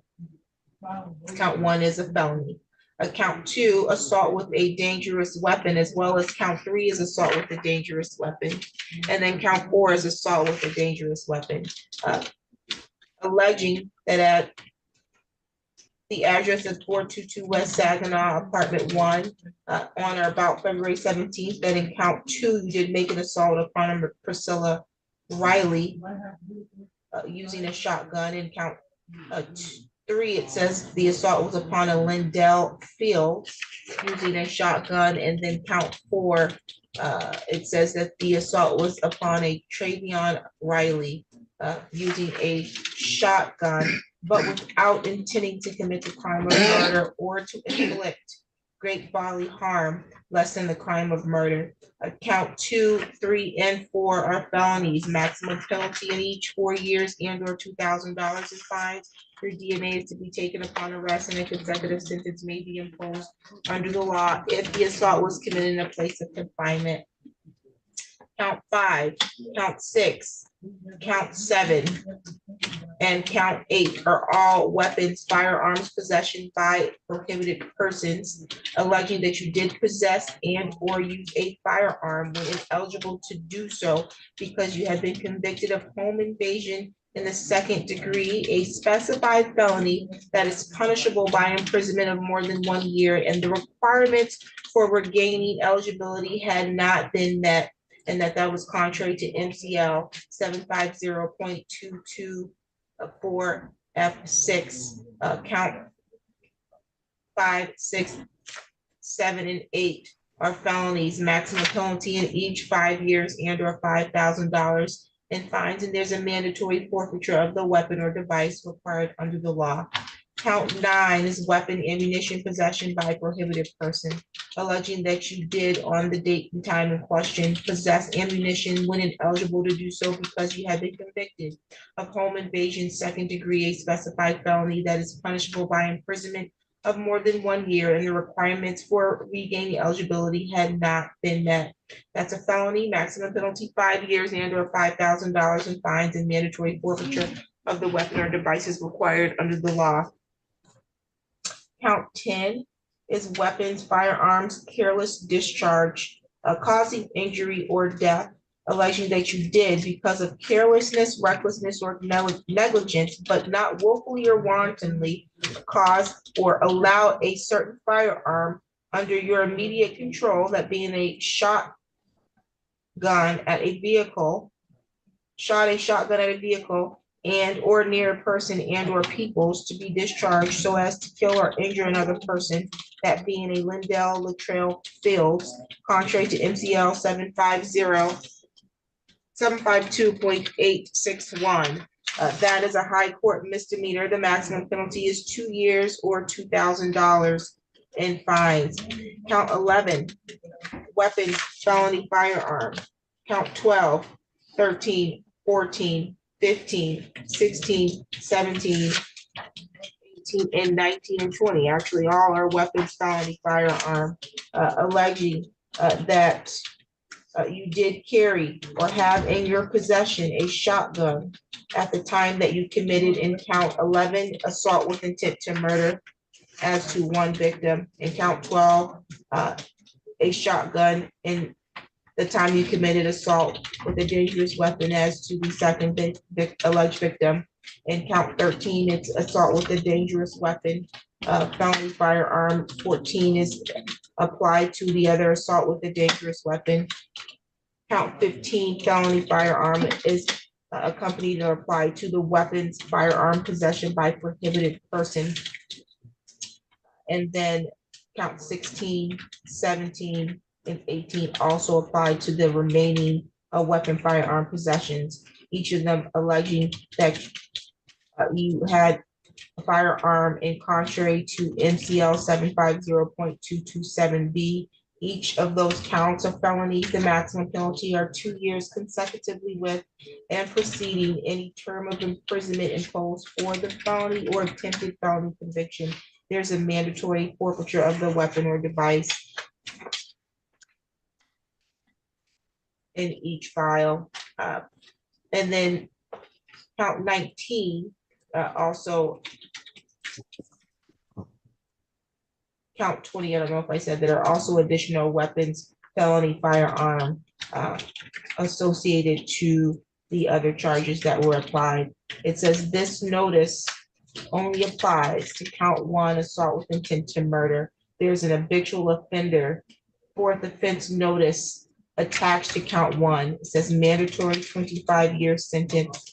Take notice if defendant was previously convicted of 3 or more felonies or attempt to commit felonies, and that at least one of these crimes was a prior listed felony as defined in MCL 769.126A. It says on or about July 25th, 2007, the defendant was convicted of the offense of home invasion, 2nd degree, in violation of MCL 750.110A3 in the 30th Circuit Court for Enum County, State of Michigan. And that on or about March 22nd, 2002, he was convicted of the offense of motor vehicles operating a chop shop in violation of MCL 750.535A2 in the 3rd Circuit Court for Wayne County, State of Michigan. And that on or about February 18th, 1997, he was convicted of the offense of stolen property, receiving and concealing in excess of $100 in contrary to MCL 750.535A in the 3rd Circuit Court for Wayne County.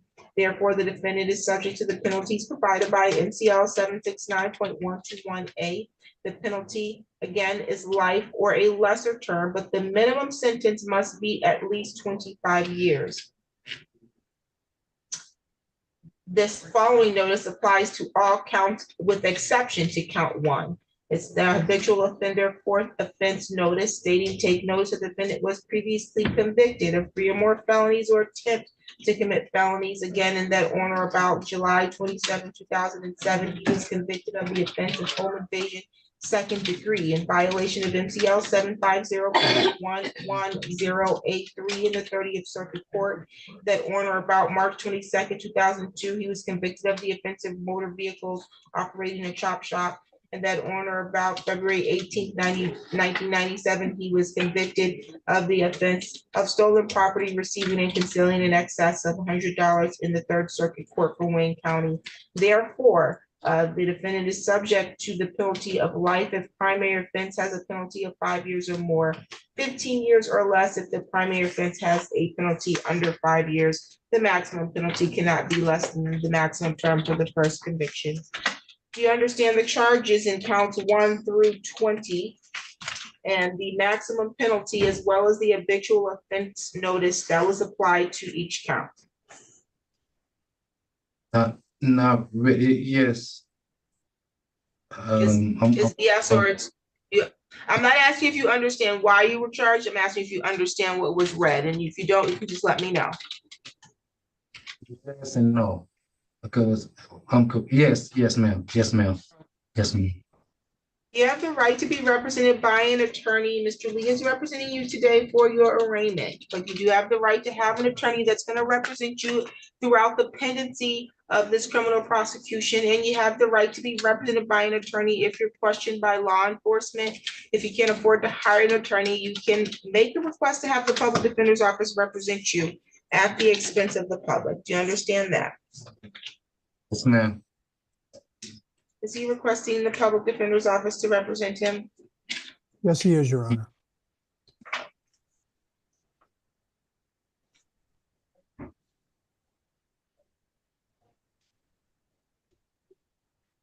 The court will enter a plea of not guilty on your behalf. Mr. Fields, you have the right to remain silent. Anything that you say and anything you put in writing can be used against you. You have the right to plead guilty, plead not guilty, or stand mute. And if you stand mute, the matter will continue all the way to a trial. You have the right to a preliminary examination within 21 days of today's date, unless you waive that 21 days or the court finds good cause to go beyond the 21 days. At the time of your exam, you have the right to require the prosecutor establish that they have sufficient probable cause that these felonies were committed, and then sufficient probable cause to charge you as the person who committed those felonies. Do you understand those rights so far? Yes, ma'am.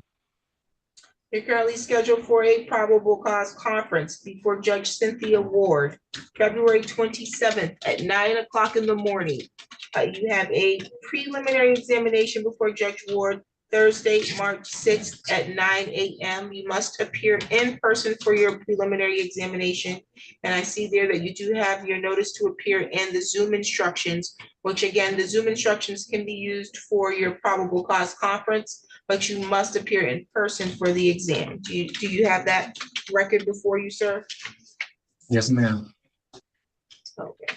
You have the right to be presumed innocent until proven guilty and continue to trial. And you have the right to jury trial. You have the right to require the prosecutor prove each of the elements of each of the charges being brought against you beyond a reasonable doubt. You have the right to remain silent and not have silence be used against you, to subpoena witnesses to trial that would testify for you, to cross-examine or question in court any of the witnesses the prosecutor calls to testify against you, and the right to waive your silence at trial and testify on your behalf. Do you have any questions about your rights at this time? No, ma'am. Okay, are you employed? Yes, ma'am. Where? Barnes Aerospace. BARNES Aerospace. What's your home address? 422 West Saginaw, Apartment 1, but my plans is not to go there until this case clear. I'm moving with my brother, Jermaine Noel. His address is 1319 Barclay Drive, 48910. Phone number 313-293-2714. That's your phone number or your brother's phone number? My brother's.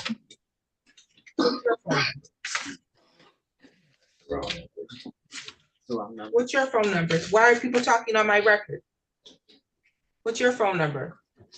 517-574-8676.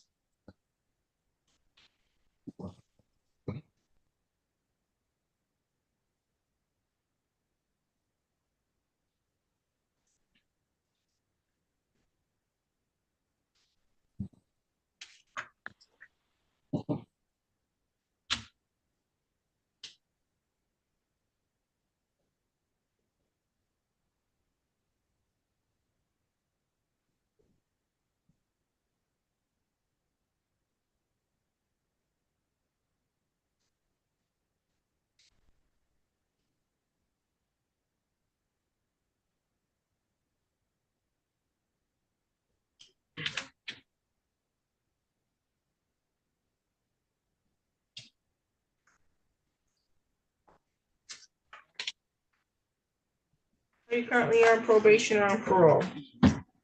No, ma'am.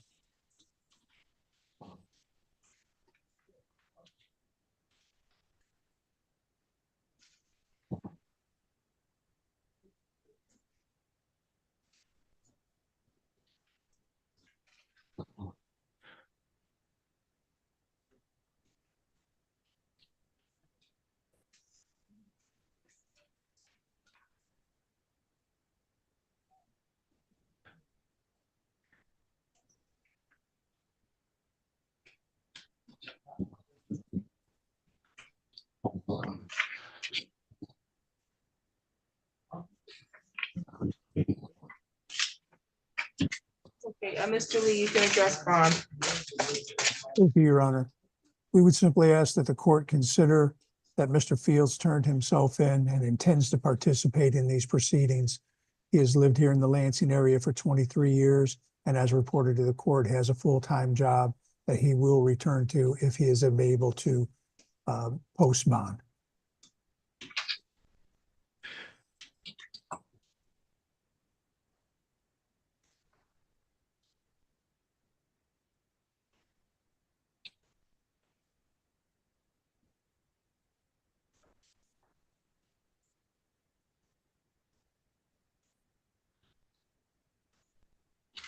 He turned himself in on what? He told me that he turned himself in on the warrant for the charges that he is being arraigned on today. That's interesting because I signed the warrant after he was in custody. Okay. That's the best No, information. I didn't. I don't know nothing about that. Okay, I didn't. yeah. I was incarcerated. I was in jail already. I don't know how that happened. Okay, yeah, our records reflect that you were taken into custody and it was after that that the charges were stopped. Yes.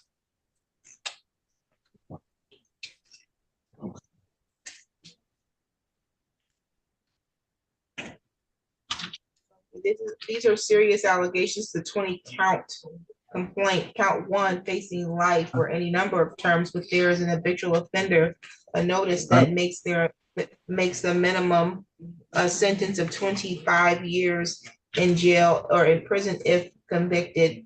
There are a number of weapons. Well, actually, each of these counts, the 20 counts, involve the use or allegations of a weapon, that being a shotgun. I don't know why you keep trying to talk over me. I'm sorry. I'm so sorry. I'm nervous and I'm shocked. I'm real shocked. I'd be nervous. I'd be nervous too, but that doesn't mean you can talk over me while I'm creating a record. Yes, ma'am. There are allegations of a shotgun, and allegation of attempt to murder at least one individual and felonious assault others. And these allegations are serious. So personal recognizance bond is not appropriate. Bond will be set in the amount of 50,000 cash surety with GPS tether. Oh man. While out on bond, you're not to have contact directly or indirectly with a Priscilla Riley or a Lindell Fields or a Travion Riley. You're not to be at the address where they live, work, or go to school. You're not to be within 1,500 feet of wherever they live, work, or go to school. Do you understand that? Yes, I do understand that, ma'am. Hey, can I please say something, please? Yeah, but I'm gonna remind you again, let me remind you first of your right to remain silent, because anything you say can be used against you. This is a recorded proceeding, so the prosecutor does have access to everything that you say, but you can say what you need to say. Yes, ma'am. That's my wife and kids. Why would I do that? I Fields, don't understand. please don't make any comments about the case. Nothing at all about the case. You're pleading not guilty. Please exercise your right to remain silent. Yes, sir. Okay. Also, while out on bond, again, there's GPS tether with 1,500 feet and victim notification. You're not to possess a firearm ammunition, or weapon of any kind. You're not to travel outside the state without prior approval of the court. You're not to engage in any assaultive or threatening behavior. You're not to use any drugs or alcohol unless you have a valid prescription. You're not, and you must report to pretrial services within 48 hours of your release from custody. Do you have any questions about your bond conditions? Um, um, uh, how can I get that lower? Cause I don't have money like that. Oh, that's not how this works. Okay. Man. Okay, thank you. That's it. Okay, yep, you need to get a bondsman, sir. Okay. Any additional matters for the record, counsel? Nothing further. Thank you, Your Honor. Okay, you're all set.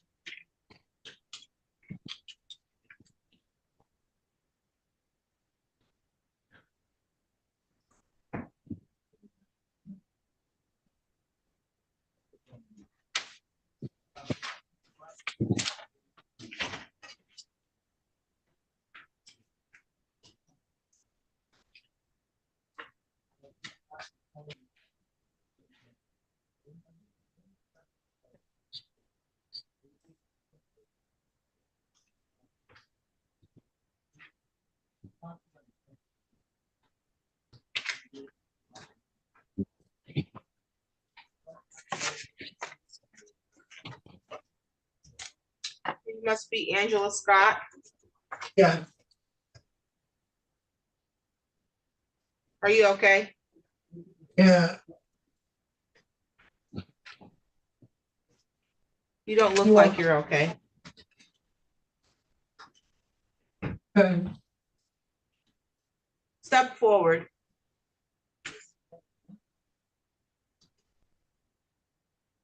You're under the influence of something?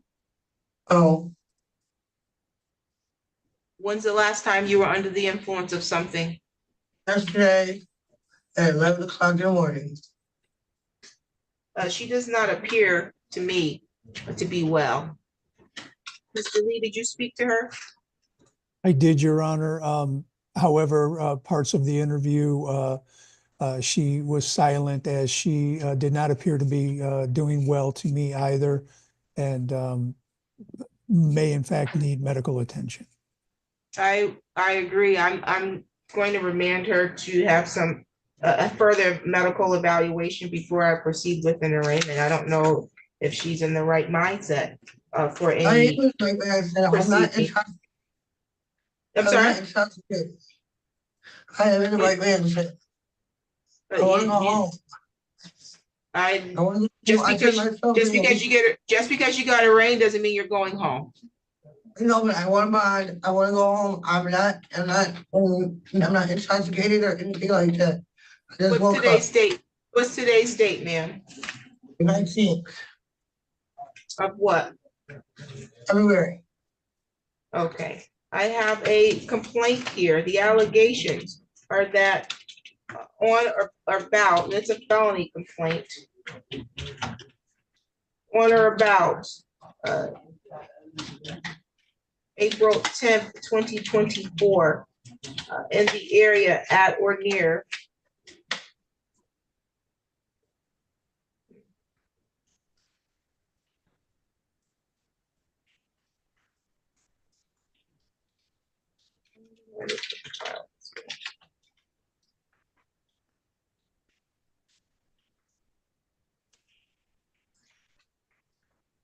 the area at or near 605 South Foster Ave, City of Lansing, Ingham County, State of Michigan, that you did allegedly in count one, commit the act of controlled substance, possession of cocaine, heroin, or other narcotic less than 25 grams.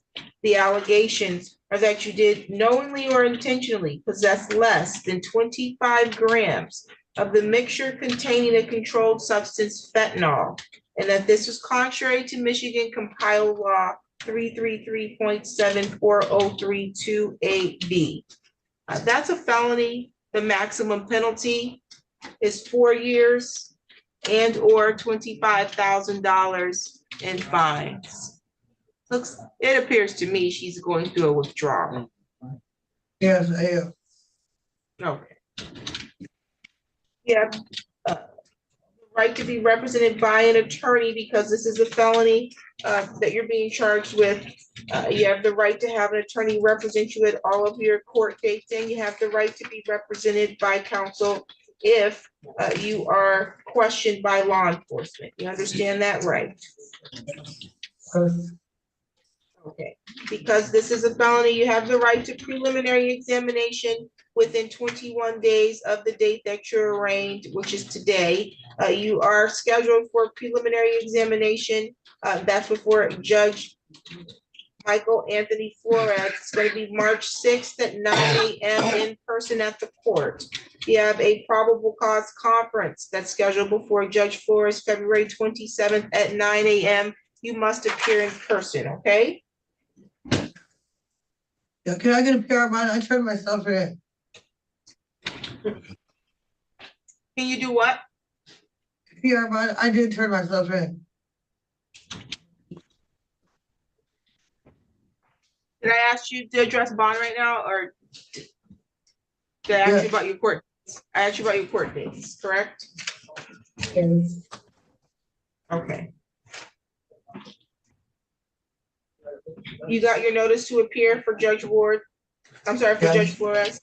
Okay, and you must appear in person, okay? Okay. Okay. You have the right to remain silent. Anything that you say, anything you put in writing can be used against you. You have the right to plead guilty, plead not guilty, or stand mute. If you stand mute, the matter will continue all the way to a jury trial. You have the right to be presumed innocent until proven guilty, and require the prosecution prove your guilt at trial by proving each element of the charge being brought against you beyond a reasonable doubt. You have the right to remain silent and not have silence be used against you. You can waive your silence and testify at your trial if you'd like. You have the right to subpoena witnesses that would testify or present defenses on your behalf. And you have the right to see, hear, or question any other witnesses that the prosecution calls to testify against you. Do you have any questions about that, ma'am? Oh, Are you currently on probation? no, Are you on parole? I didn't hear your response. no. Okay, what's your home address? 30 South Haysford, Lansing, Michigan, 48912.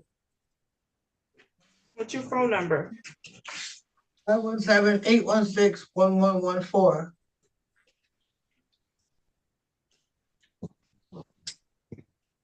What was the numbers for your address? 430. 430. Are you employed? Oh,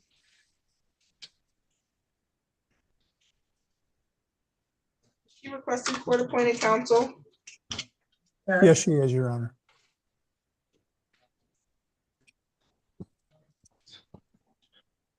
Or enter a plea of not guilty on your behalf.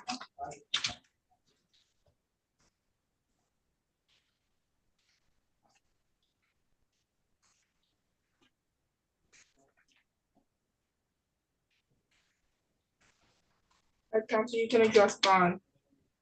Thank you, Your Honor.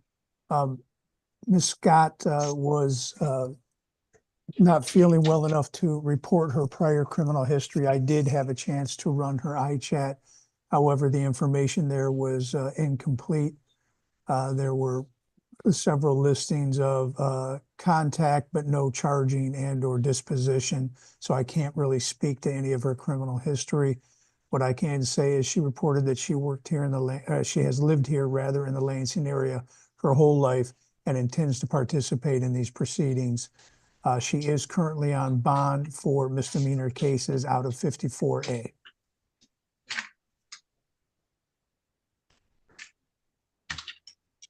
How did you get in custody today, ma'am? I turned myself in. Came in because you knew you had a warrant. How did you find out you had a warrant? I looked online. You said what? I looked online.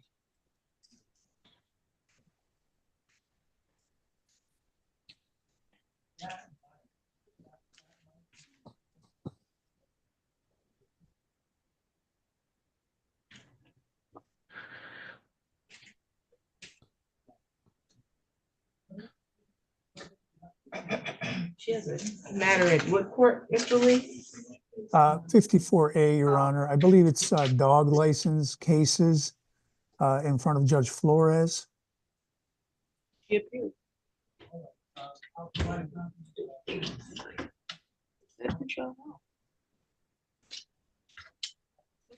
What, she appeared yesterday?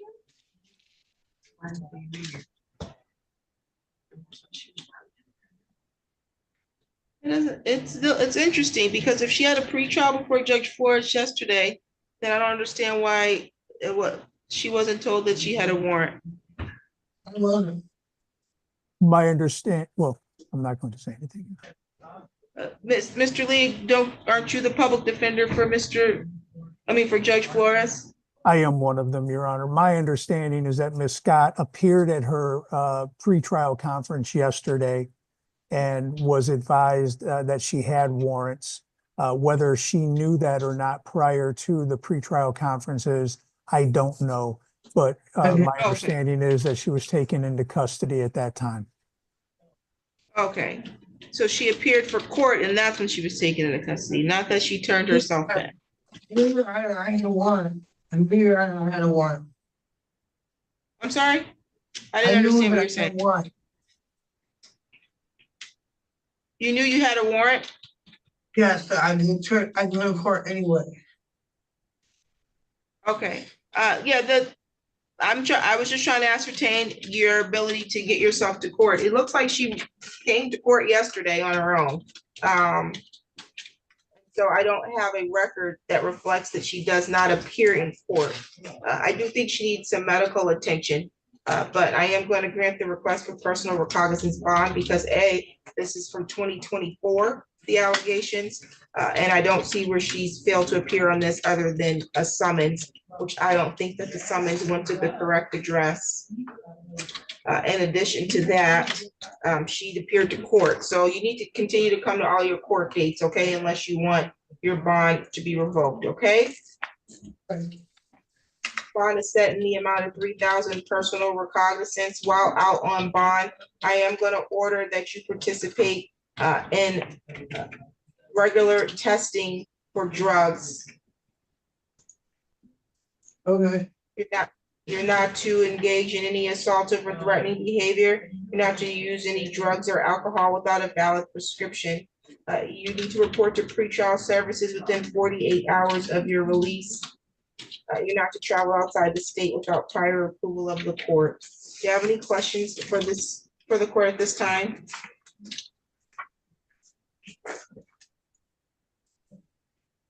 No questions, ma'am?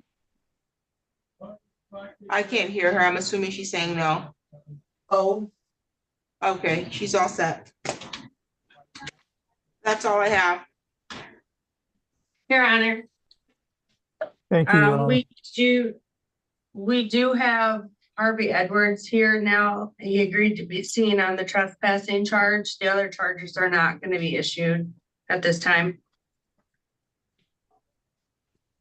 Yeah. Agree to be seen. I don't know, you need to agree for, you need to be, agree to be seen for us to charge.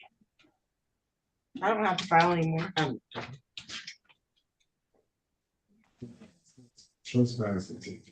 Is this something that we're gonna have go tomorrow then? Correct. Okay, thank you. You're welcome.